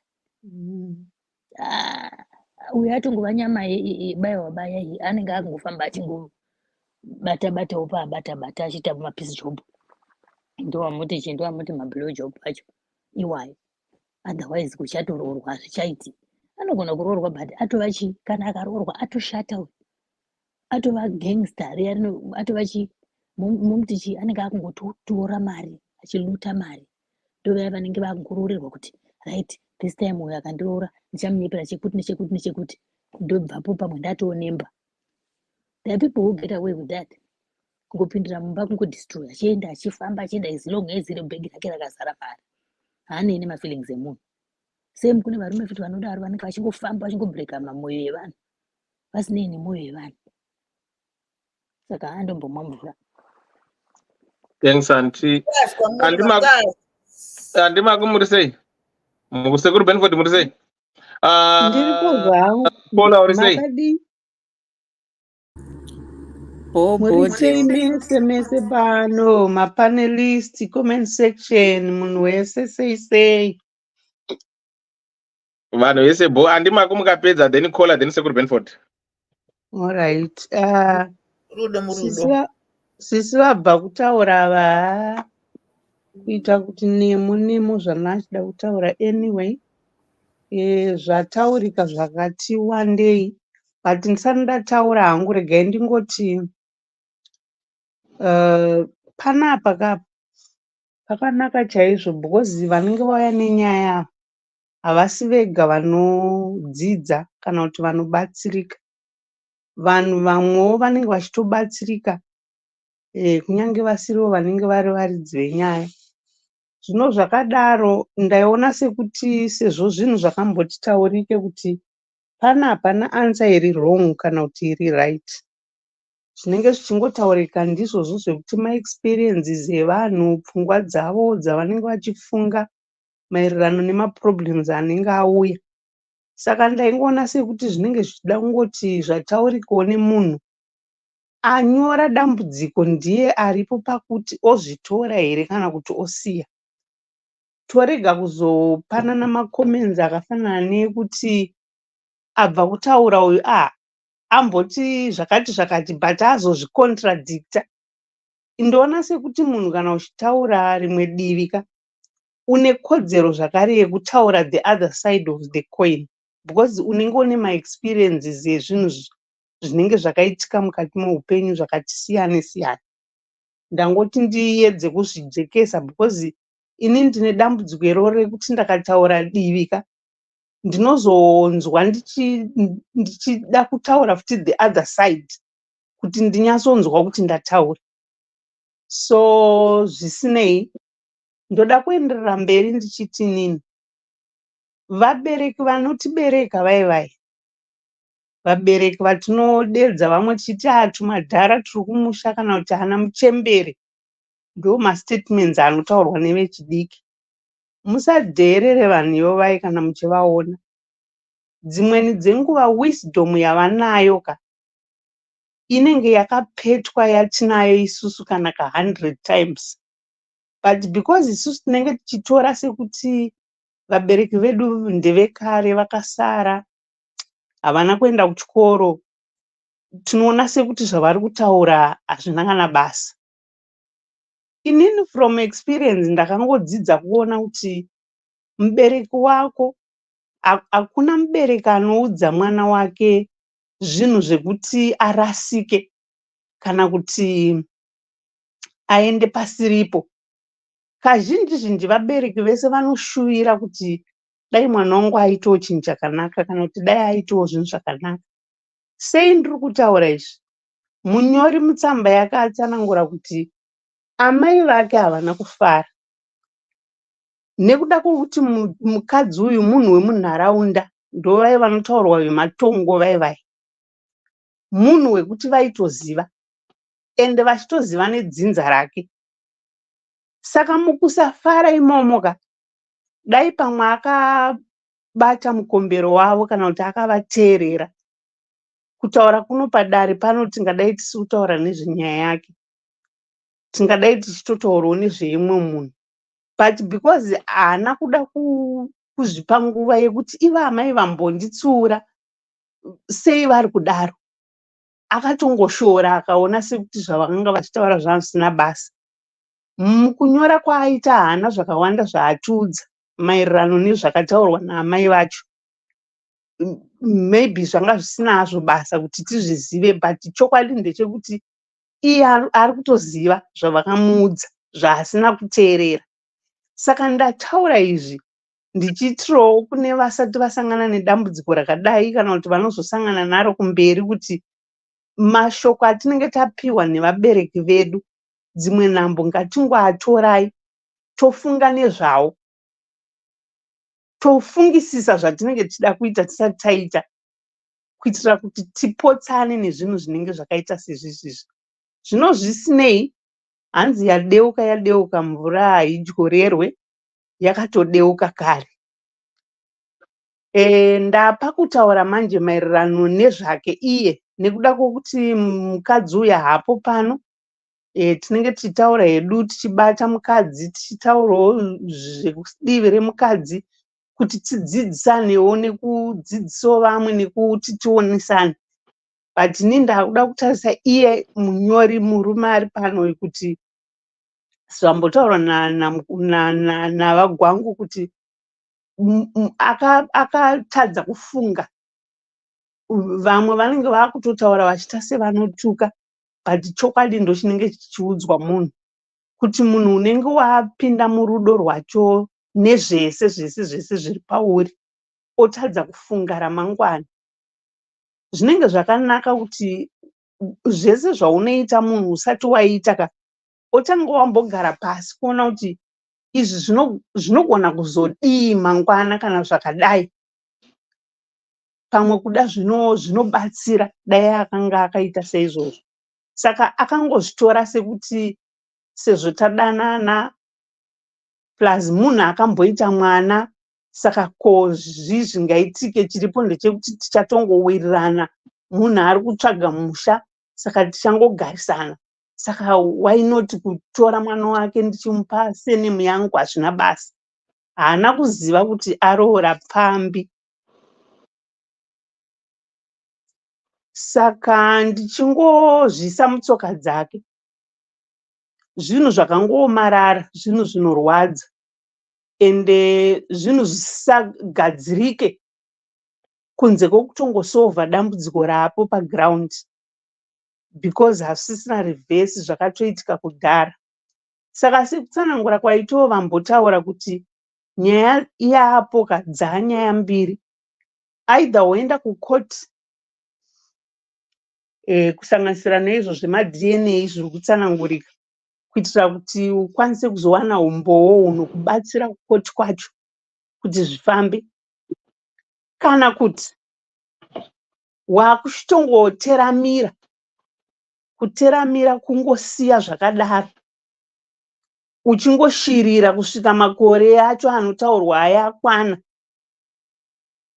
Zvozodambukira ipapo. Kana kuri kuti unoafodha pamwe uchiona pamwe zvichitokuitira kutongoita. Bhozi ndo zvatopo. Sekuzvipira kwawanga wangoita from the beginning. Ndofunga kunenge kwakutongosiya zvakadaro. Otongoita zvauri kunzi uite zvacho. Asi zvichirwadza. Zvinenge zvisina kureruka. Kana kuti wakasimba, wakutochama kumira semurume, kuita izvozvo zvemutemo, kuenda kumakotsi kuitira kuti zvinhu zvako zvigadzirike. Uchingowadaro ndofunga zvinogona kukuitira zvakanaka. Saka ini ndiri kutaura ari mativi yese nekuda kwokuti zvinenge zvakwauri iwewe. Kuti uri kufuga here kana kuti uri kuwarira. Uri kutora zvipi zvacho. Kutombogara pasi peni nepepa kuti izvi zvekumakotsi izvi zvichaita maadvantages api kwandiri. 1, pamwe kana kuti zvichandiburitsira mari. 2, mari yacho ndinayo here, ndinozozvikwanisa here, ndinoita here, ndokwanisa kutoita loan here yekuti ndiite zvinhu zvacho zvibude. Watora divi iroro wakuzotarisa kuti madisadvantages ndapi. Then the other side you do the same. Semurume ochidecide kuti saka divi rotora nderipi. Bhosi nyaya iripo ndeyekuti kuti uuye pano it means inhau iri kukudya mwoyo. Inyaya yauri kuda kuti igadzirike. But kuti igadzirike manje inotogadziriswa newe.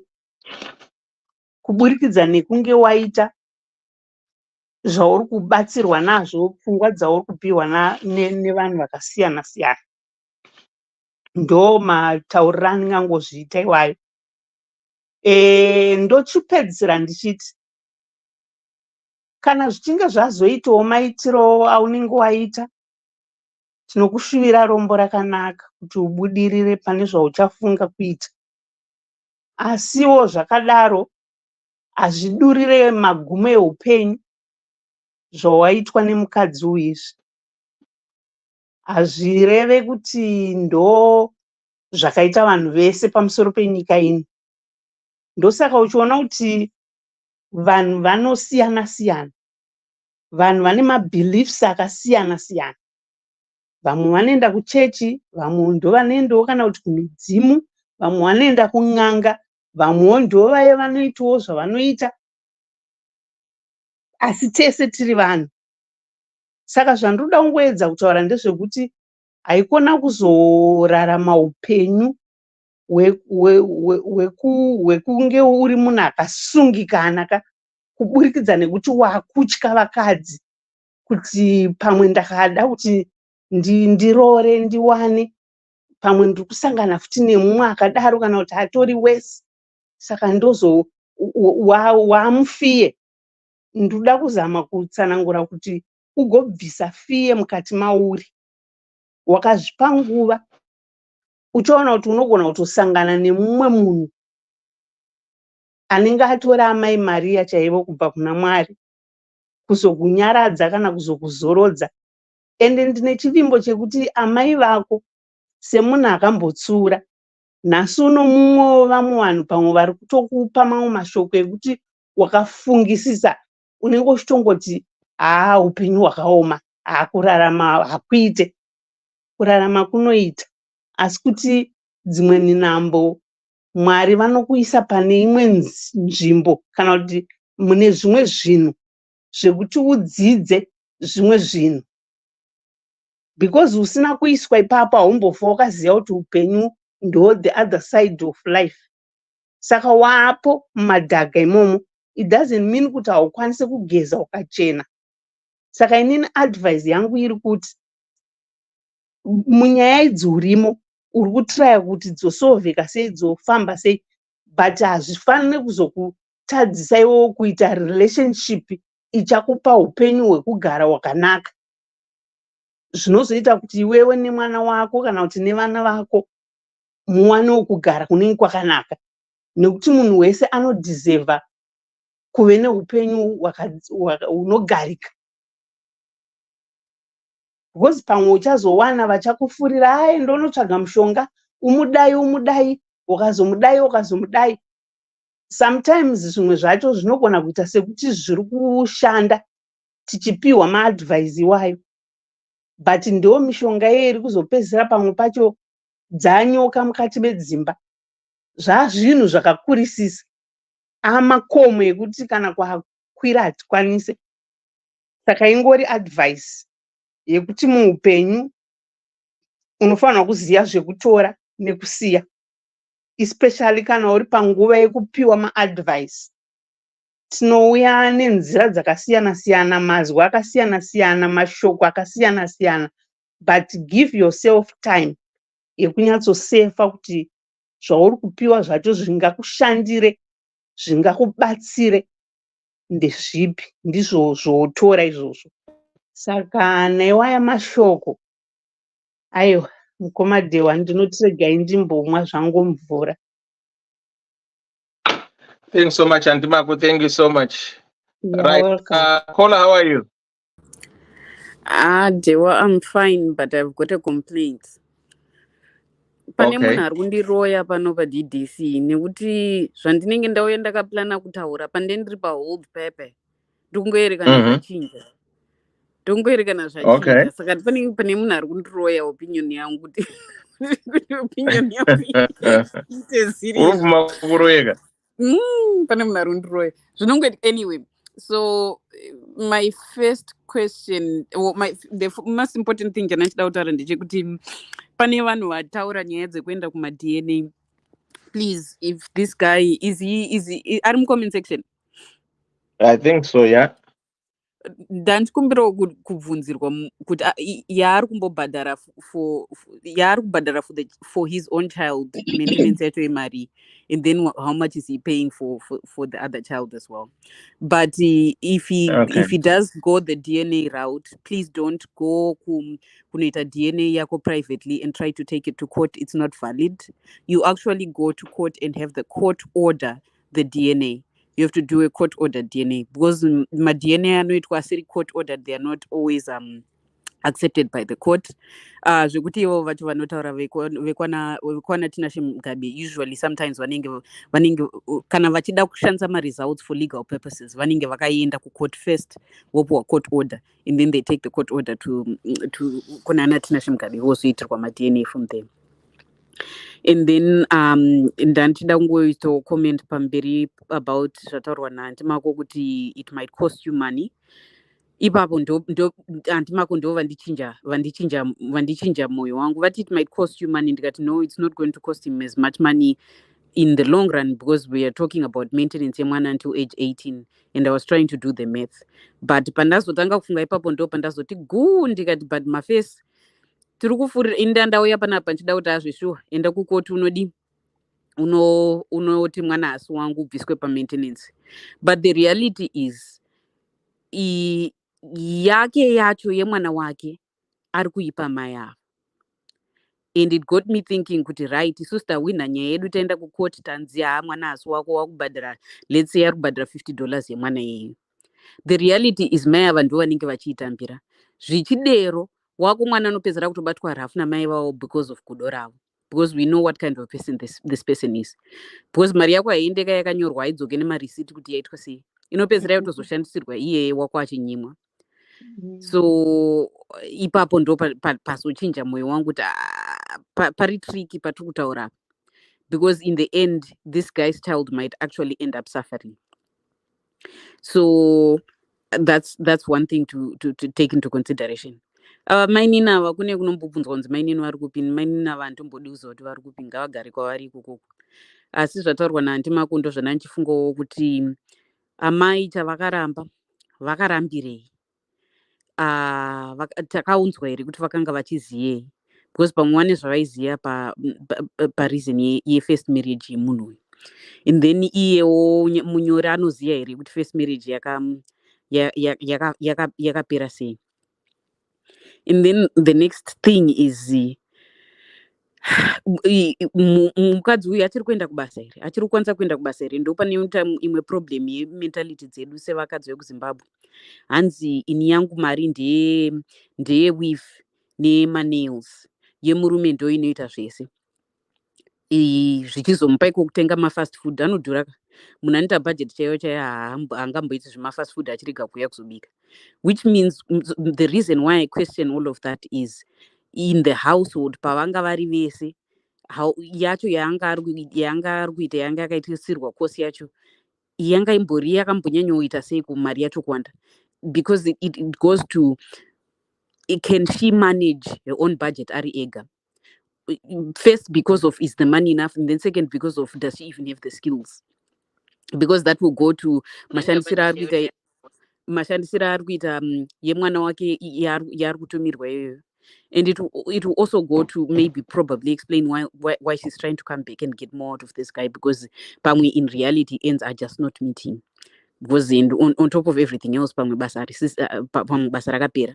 Ipapo ndo pandinomupawo zvangu kungwara kwakati mbichana, because akaramba kuita mumwe mwana, because had she 3 children instead of 2 at this point, this situation would be even more complicated. But ndiye mukadzi wandinotaura uyu kuti this woman could not afford the second child that she had. She barely could afford the first child. Saka ndo ipapo pakuti zvarai vana vanochengetwa naMwari, yewo kamwari wavo vauya kuzochema pano vakati mwana ndandatomubatsirawo ndichipa nhingirini birth certificate honai zvandakuitwa. Ndo vana Mwari vamunenge muchitaura ivava vanorwadziwa nazvo zvamunenge muchivaita muchingozvara muchingoti amena ikokoko. Then the other thing about this woman is I think we have to be careful. Ndakuita zvambotaurwa nahandimako zvema two side. We have to be careful. Kana mukoma gwangu anombogara vachizvitaura on behalf of women, unoona vakadzi vachitenderedzwa musoro nechijumba musanduku chokuti from outside looking in, that person isn't even worthy. And that's my concern ipapapa, kuti zvese zvaakaitirwa mukadzi uyu nemurume uyu, sometimes as people tinodanana nevanhu or tinoda vanhu, and then we do so much for them, and we try so hard to elevate them, in part because we want to substitute gratitude and loyalty for love. Pane dzimwe nguva dzekuti unenge uchiona kuti munhu uyu pamwe hauna shuwa nerudo rwake, asi because wazomuitira zvese izvi, you at least hope kuti ane pfungwa dzekuti ndo pandingabva ndakanganisa munhu akadai. For some reason vanhu vakadaro, for some reason vanoita kunge handizivi kuti chii, ndo vanhu vanoposhera manje pavanenge vachichengetwa ivavo. And the reason why I point that out for the guy is, for the next person that you then go and date, be careful kuti chauri kuda pamunhu iyeye munhu is, because mukanzwa the way the story starts, aida musikana uyu ari kuhigh school but anombobvira akamukanda shoko, ozomuona later in life aane mukadzi, aane mwana, and he decides to marry her. It concerns me kuti, did he actually observe her as a person in the state and time and in place that she was when he met her? Or did he superimpose his fantasy of this girl in the way that he liked and saw her Ari in high school, and marry his fantasy? My suspicion is that he did exactly that, because it obviously of the way that it turned out. And iye mukadzi wacho anenge ari aware zvake kuti uyu ari kungodawo fantasy, but iye obviously rudo chairo she wasn't there. So iyewo probably married for the convenience kuti ndane mwana ndawana munhu anondichengeta, and she's feeling entitled to that convenience. But let's be very careful when we're beginning these relationships. Are we actually interacting with the people that are in front of us, or we're ignoring my red flags because we're superimposing the fantasy of who we imagine these people are? And then tovata iu ndo pakuzomuendesa munhu kucourse nekumutoresera mwana wake birth certificate. We're trying to kwenenzvera the reality of this person so that it fits better the fantasy. But unfortunately, it rarely works kuti that person lives up to that. So he can go to court, but if he's going to go to court, please don't do the DNA prior to the court. Go and have it court ordered and then go from there. But unfortunately, do try to take into consideration how will it affect your own child. And then I'm so sorry on behalf of women. Hatinganaki tese vakadzi avo akasangana naro gora chairo. Ndine urombo. Ndizvo hangu zvandingati for now. But ngatibvunze ipapo kuti kana tichikwanisa kunge taziva kuti iye yacho yari kumbobhadhara yemwana yewake wacho imari, and yari kunzi abhadhare yewechitu wacho imari, because dzimwe nguva ndo pamwe panenge pane question ipapo pekuti tambo dzacho dzinenge dzisingasviki kuparafini. Okay. Thanks so much, Kola Rambagana. Sekuru Benford, hands vakadzi hatinaki tese. Ndo mashoko akona ekupedzisira.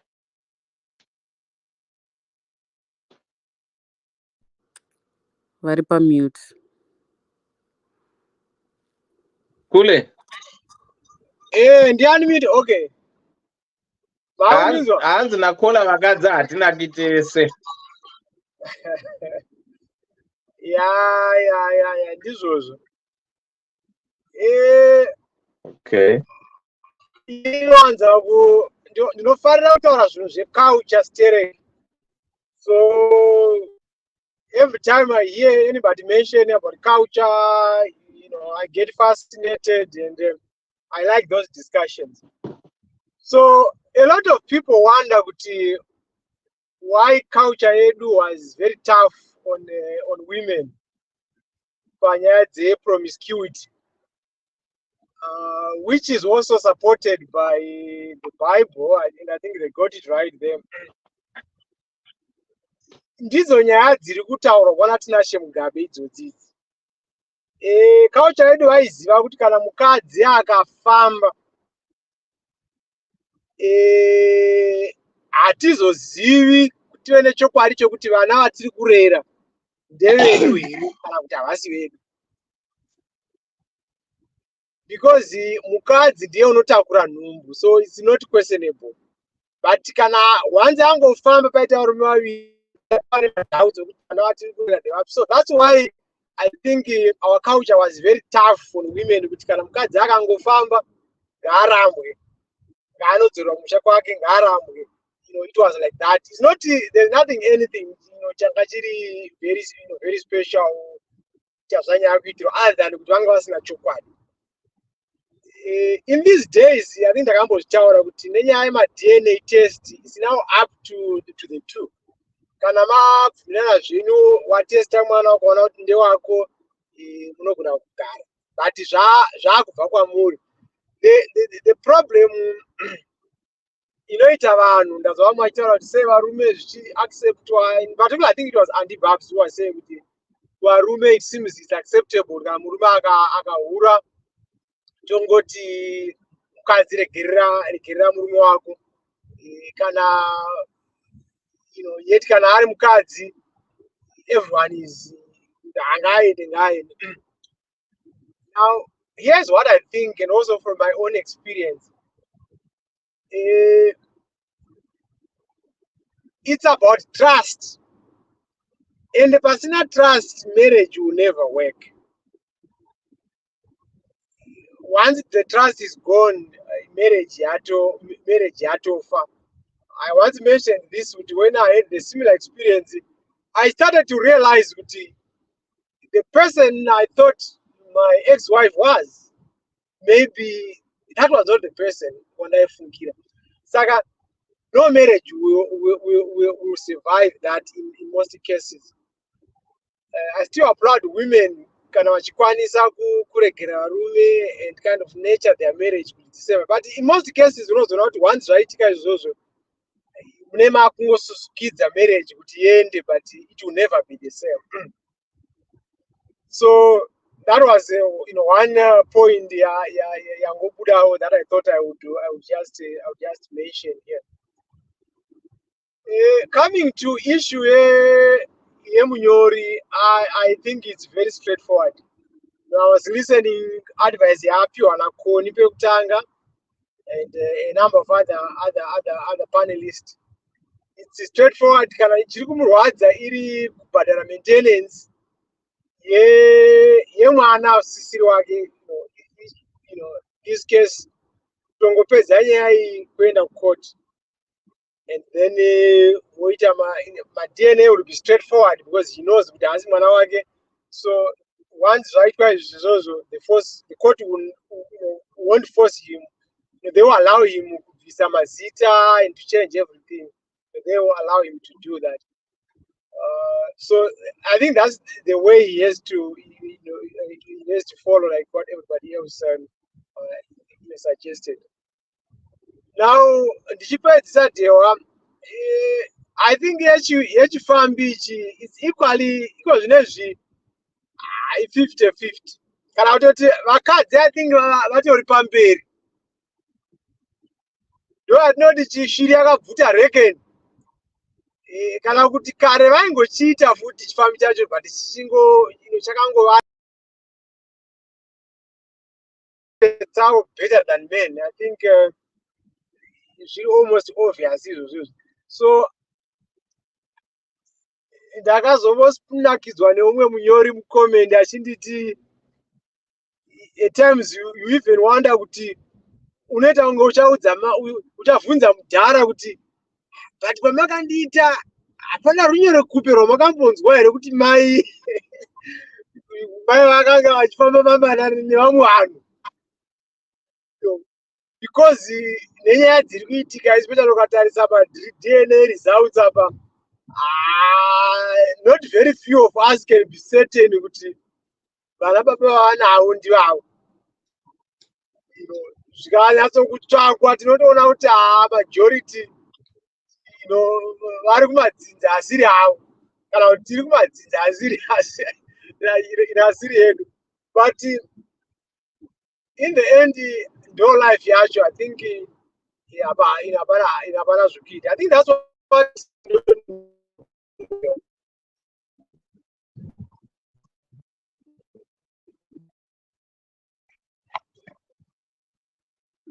Hello?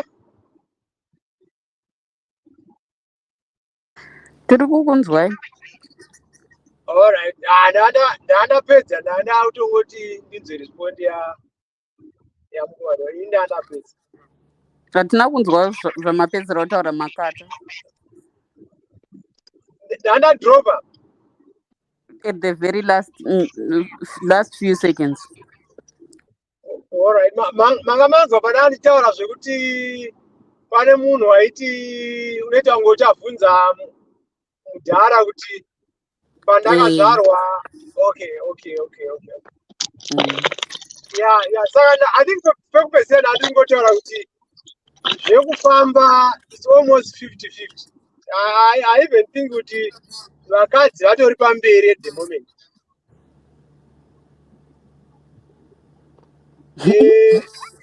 The only other comment maybe vanenge vachiita nani vakadzi. Yeah, only other comment yandingangotaura is personally this notion yokuti we normalize zvinhu zvakaipa tongoti varume ndo maitiro avo, varume vese vanongofamba. Hakuna zvinhu zvakadaro. Munhu kana once you've committed yourself to a marriage unofana kuzvicontrola, unofana kuziva the purpose yawakapindira marriage yako. Ini ndakambotaura panapa kuti inini dhehwa tikabva pano tese tichiti we are going out, ukanokecha ikoko hatidzoki tose, unosara ikoko. Hatifambidzani once wangokecha waita zvawaita ikoko wakutosara wega. Because I don't accept that view yokuti varume vanongozi itsika yavo. Tsika yekuita sei? Hakuna tsika yakadaro. I understand kana wati uda kuroora, but zvokufamba which is unacceptable. So that's the last point I'm going to make.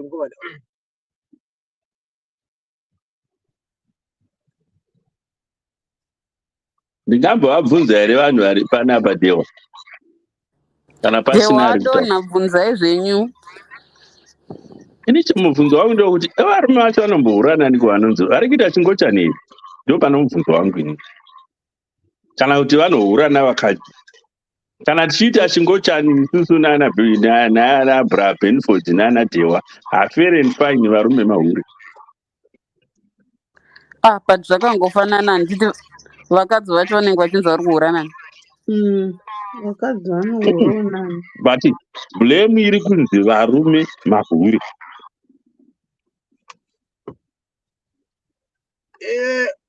Ngoma gwangu inini handifunge kuti blame ndeyekuti varume mahure, asi kuti society yedu accept kuti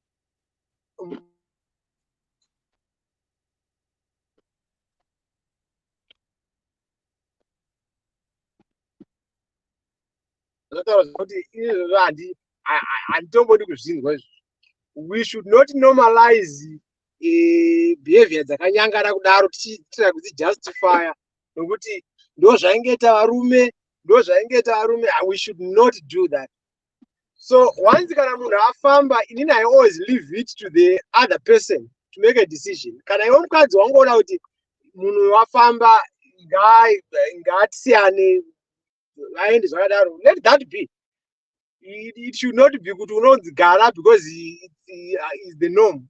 I don't agree with that kind of society. But you don't agree with it because hamusiri munonokwankwaya nenhamo nevana. Most of the reason why vakadzi vachizoudzana izvozvo, because to be fair, that message is mostly passed between women to other women. But it's because vanoziya nhamo dzavo, vanoziya kuti we typically don't earn as much, and so we typically will struggle. And nyangwe tikanzi taenda kumaintenance, ndosaka ndanitikumbira kuti munyori abvunzwa unzi maintenance yacho yaarumbopuwa imari, unenge uchipuwa peanuts. Fanga dziri dzekuzimbabwe dzinokotwa in RTGs, unogara pasi unotozvishaya. Saka dzimwe nguva tinosimbisana kuti ndozvinoita varume, because economically we don't have a choice. Yeah, I agree with that point. It's a valid point. No problem as well. That's why the individual will have to make the final decision depending on the situation. But we should not, as a society, normalize rebate. Kana murume angohura tofana kutaura kuti iwewe wafamba zvinhu hazvisiri hausina control yezviri kuita. Okay. The problem with that approach. Vauya vatete vane vachipenga.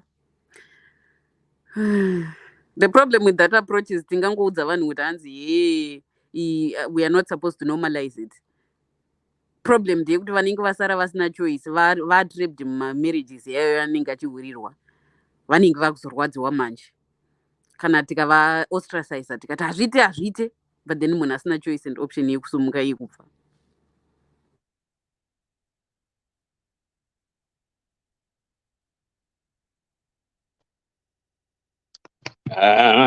Mawani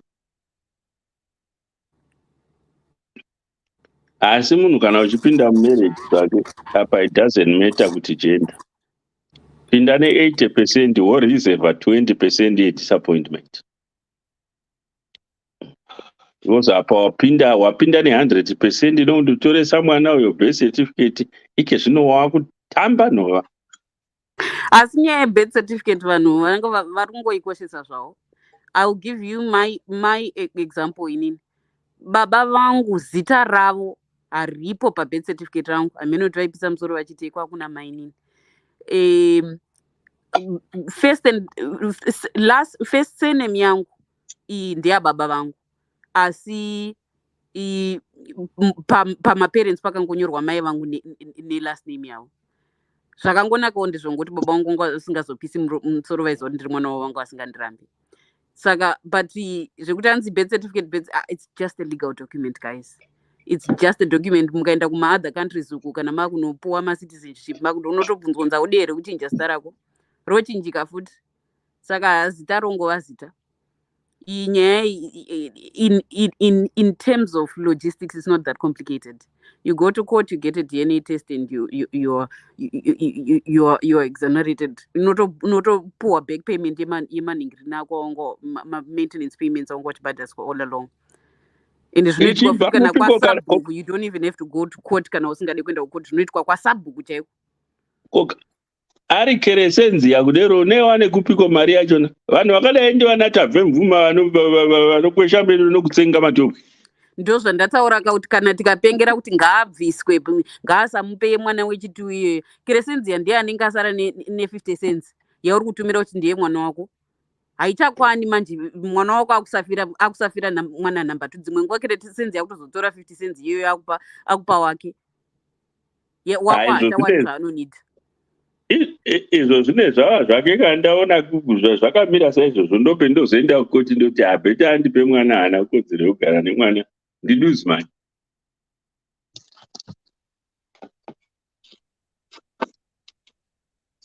Asi varume musapinda musanakigwa negwangu zvokusvika pakupenga kupengereka kuita sochagadzira mapapiro amashizha kuti ubhururuke uchibva pamusoro pegomo.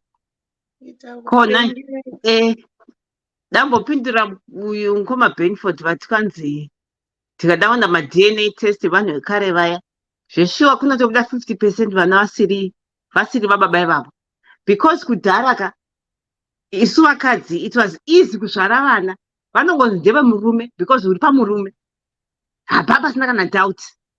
Iko zvino manje ndo zvava tupana itiko tutwangwara manje hatisadi takaona kuti no chance yekuti musikana tiri kudanana zveduka iye zvake ari kugara uko tiri kudanana tiri kusangana pamashops chiti chance yekuti ndichibva pamashops ipopo pane kamwe kakomana kakati shiyo konditora kujaza kunomboita 2 minutes here ngwangwangwa kwazvara mwana ndobva ndati ndewe boyfriend izvo kwani ndeye kachomi kakaeke patuckshop kaindipa shuga yemahara.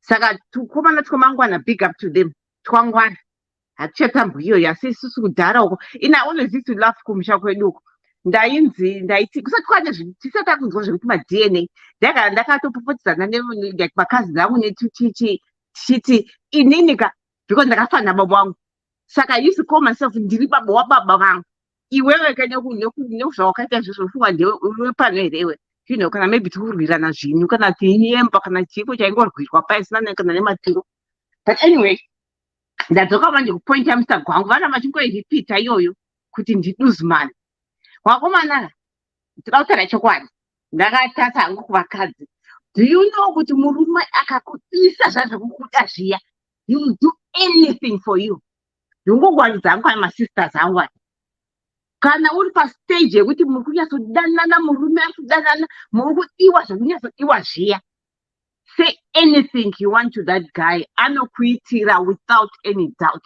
ndo stage yaakazoita kuti aise inonzi birth certificate remwana iyi because anga ari pakuda saka I will not blame this guy anga ari palove and musiye yakadaro anga ari pastage yacho iyoyo zvekuti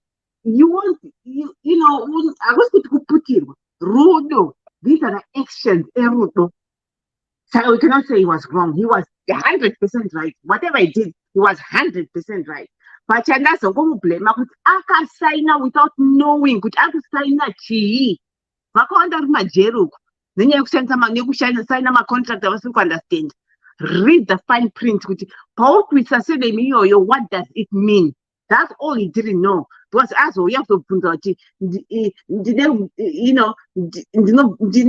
am I right not to pay that maintenance that's not a kunoku if he had known before he signed kuda kuti anga asingazivi akangosaina murudo but asingazozivi kuti sichazomuisa sei later on saka I'm just saying kuti pavira zvako mukomana enda zvakunobvisisa senemi asina kana and just to say to people please do not be afraid family courts are for free ukaona vanhu vakuenda kuma-lawyers because anenge azvinjiri private but anything to do with family issues any court you do not pay a single cent it's free of charge because ndazvamwe vachiyandizvozokudhurira ti it's free of charge unoenda family court I think pana uri kuZimbabwe it only takes time because kwakawandirwa and they are very slow vachikushandisa mabhilo aya mabhilo ekunyora mapepa saka it's a slow process but it's doable it can be done such game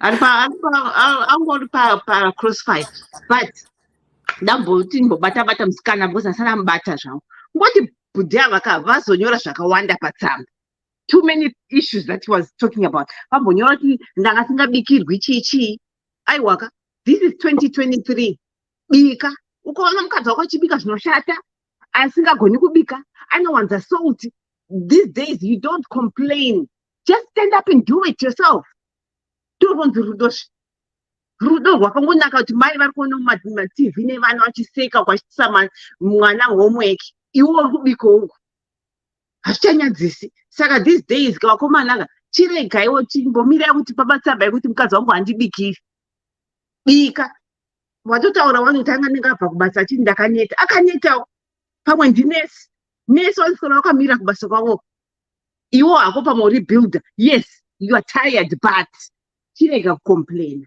chingoitawo kapoto kako wakanyarara muchitoseka futi usamugumbukira kuti ndazozvibikira chichi gone are the days ekuti uchada kuti kwanzi mukadzi nyange akasakuwachira chingowachawo varume vekuzimbabwe vanonyara kuwacha vari panze because anozosekwa nawo nemaraini chiwachira mumba menyu mubedroom futi ozongonanika usiku kana kuti uzongonanika zuva asati abuda it's okay do you but uchifara zvako nemukadzi wako ndizvo zvanangoti pane pamupanyora futi nezvechishiti mukadziwo nenyaya yekuhura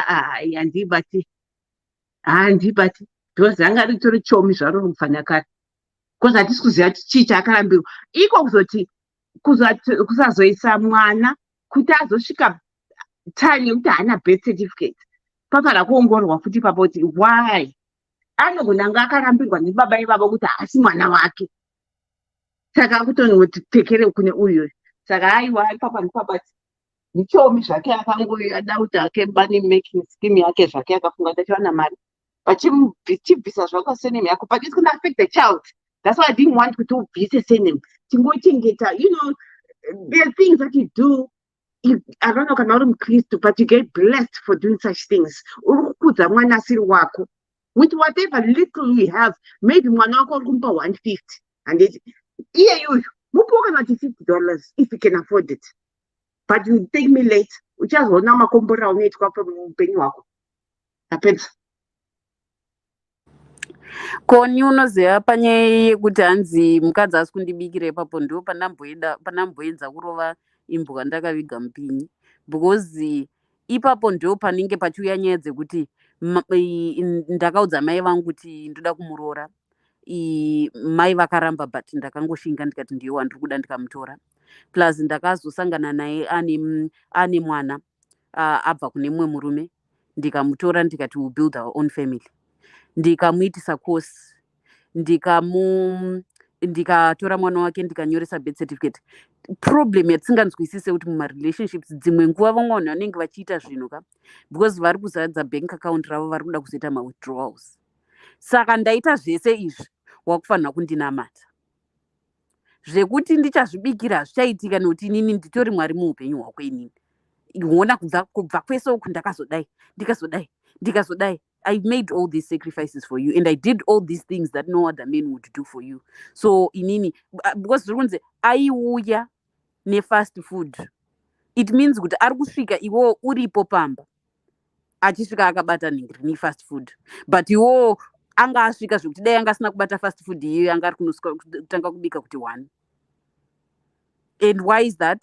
Why is that your expectation? Kuenda kwanatete, vanatete vaya vanenge vakuti anonodzoka kaikoko, vanenge vakutidzira, havamboite zvekuvaka zvekuumba zvawakutaura koni kuti hanzi munobatsirana. Aiwa, because munhu uyu azviita, he has built himself up to where he's old. That becomes a problem.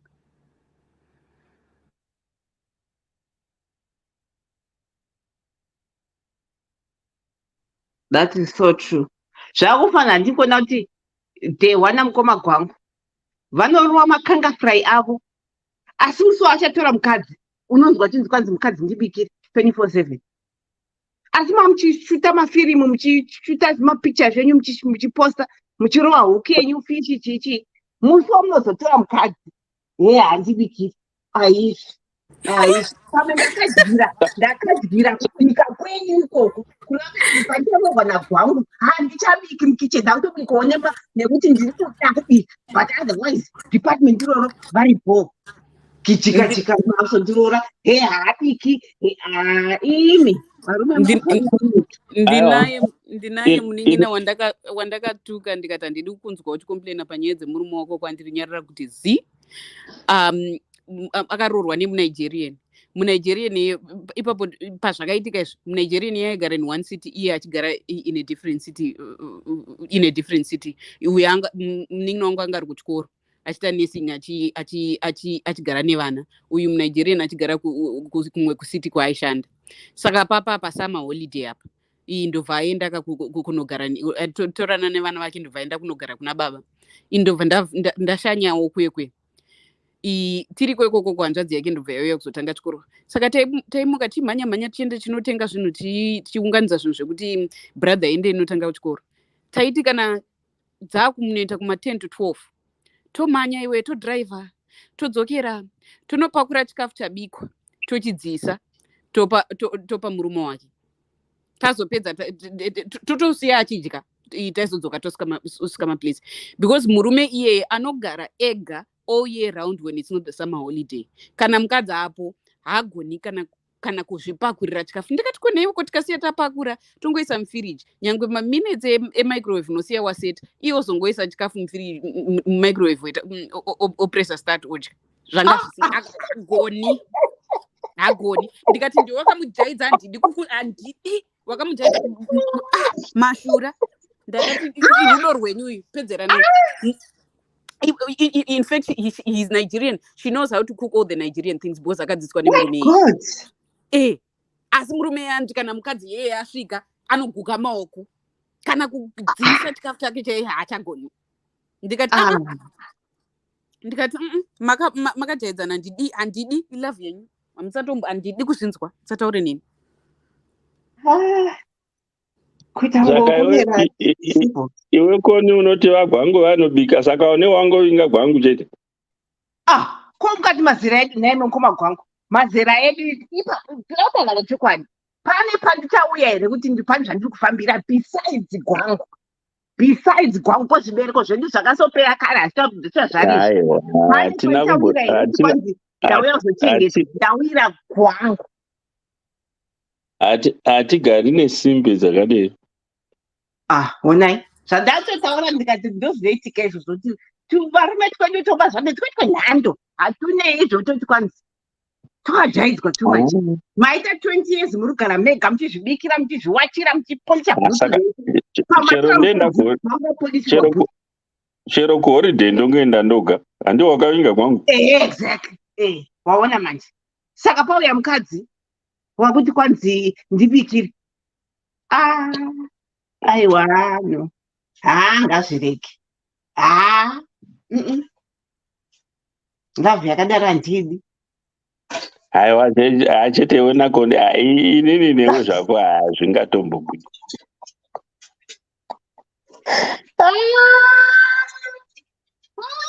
Kuti ndichamutswa usiku kuti kwandidzidzisire sadza rangu. Aiwa sadza ari mutsigwi munhu kuti ndidzise. Yesi ndofana kubika zviripo zvimwe zvinhu zvendofana kungoita inini somurume, but kwete kutoti ratova juti rangu rokundokubikira wakati makumbonganya apo tseka. Aiwaka atitanzite tiri kubasa tesezve tiri kubasa tese. Asi kwete kuti unosvika kumba kuti ndomira kuti vagwangu vazobika. Iye asvika kumba na6 ndosvika na8 ndopinda pastofu haibudi kunyepa haibudi. Atanga kusvika ndiye anobika, otherwise ndichabika musi weSunday ndoisa malunch box idiwo. Handitambi yakadaro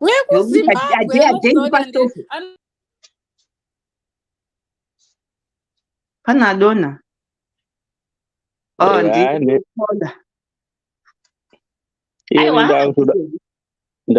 ndakuda kutoclosa dewa wacho wati ndiclose adona zvake dewa yazvadhako idi tataura tapedza shungu. Saka handi maku long time hatozoonana pamwe Friday. Alright, thank you so much. Muve nevhiki rakanaka. Aiwa ndizvo mari yavakasika kudonha seko vangu yakata 2 minutes wakatodonha. Network dzachona manetwork ari kunetsa. Network dzachona dzakadhakwa idzi dzine dzichida kubikirwa sadza inova nakone vachavadi. Tibiki munhu ouya nezondo kwanzi ndibikire zondo aiwazve kana mukore uno zondo ndere pastofu dai kwanzi pamwe pamoto repastofu wabika hako uchiona hako bhori rako siya waisa pasimapo unoona hako bhora rako uzoya uzvikangira. Aiwa hachadi zvekunetsana isu kana nyange dai 25 not easy. Ndononzi rudo. You know that life ndakatanga kuadmire the time when I was staying with my brother ndichangobva kuchikoro ndiri kuenda college. I was staying with my brother and then ndobva azorora tichigara tese ndichimuona mukadzi aibika like during the week. Brother yangu ndiaibika Sundays was his duty. Takati tarosta mumba imomo Sunday aibika and Sunday everyone loved it because it was a special day. Brother yangu aibika woman taipiwa 3-course meal imwe ndopandakati no man. And Sunday yacho aita akabva kuchechi iye ndiyaita futi manane brother yangu aibika woman taipiwa 3-course meal madzoka kuti imwe ndopandakati no man. And Sunday yacho aita akabva kuchechi iye ndiyaita futi manane brother yangu aibika woman taipiwa 3-course meal madzoka kuti imwe ndopandakati no man. And Sunday yacho aita akabva kuchechi dewa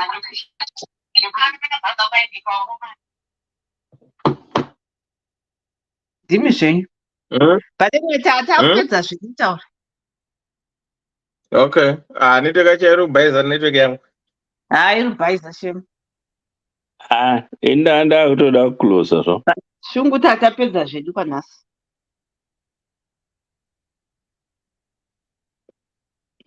haisi yatodonha futi yadonha dzichivharai zvenyu yadonha. so network yati ndeichimbanjumbanju. Hai, ndakuendai.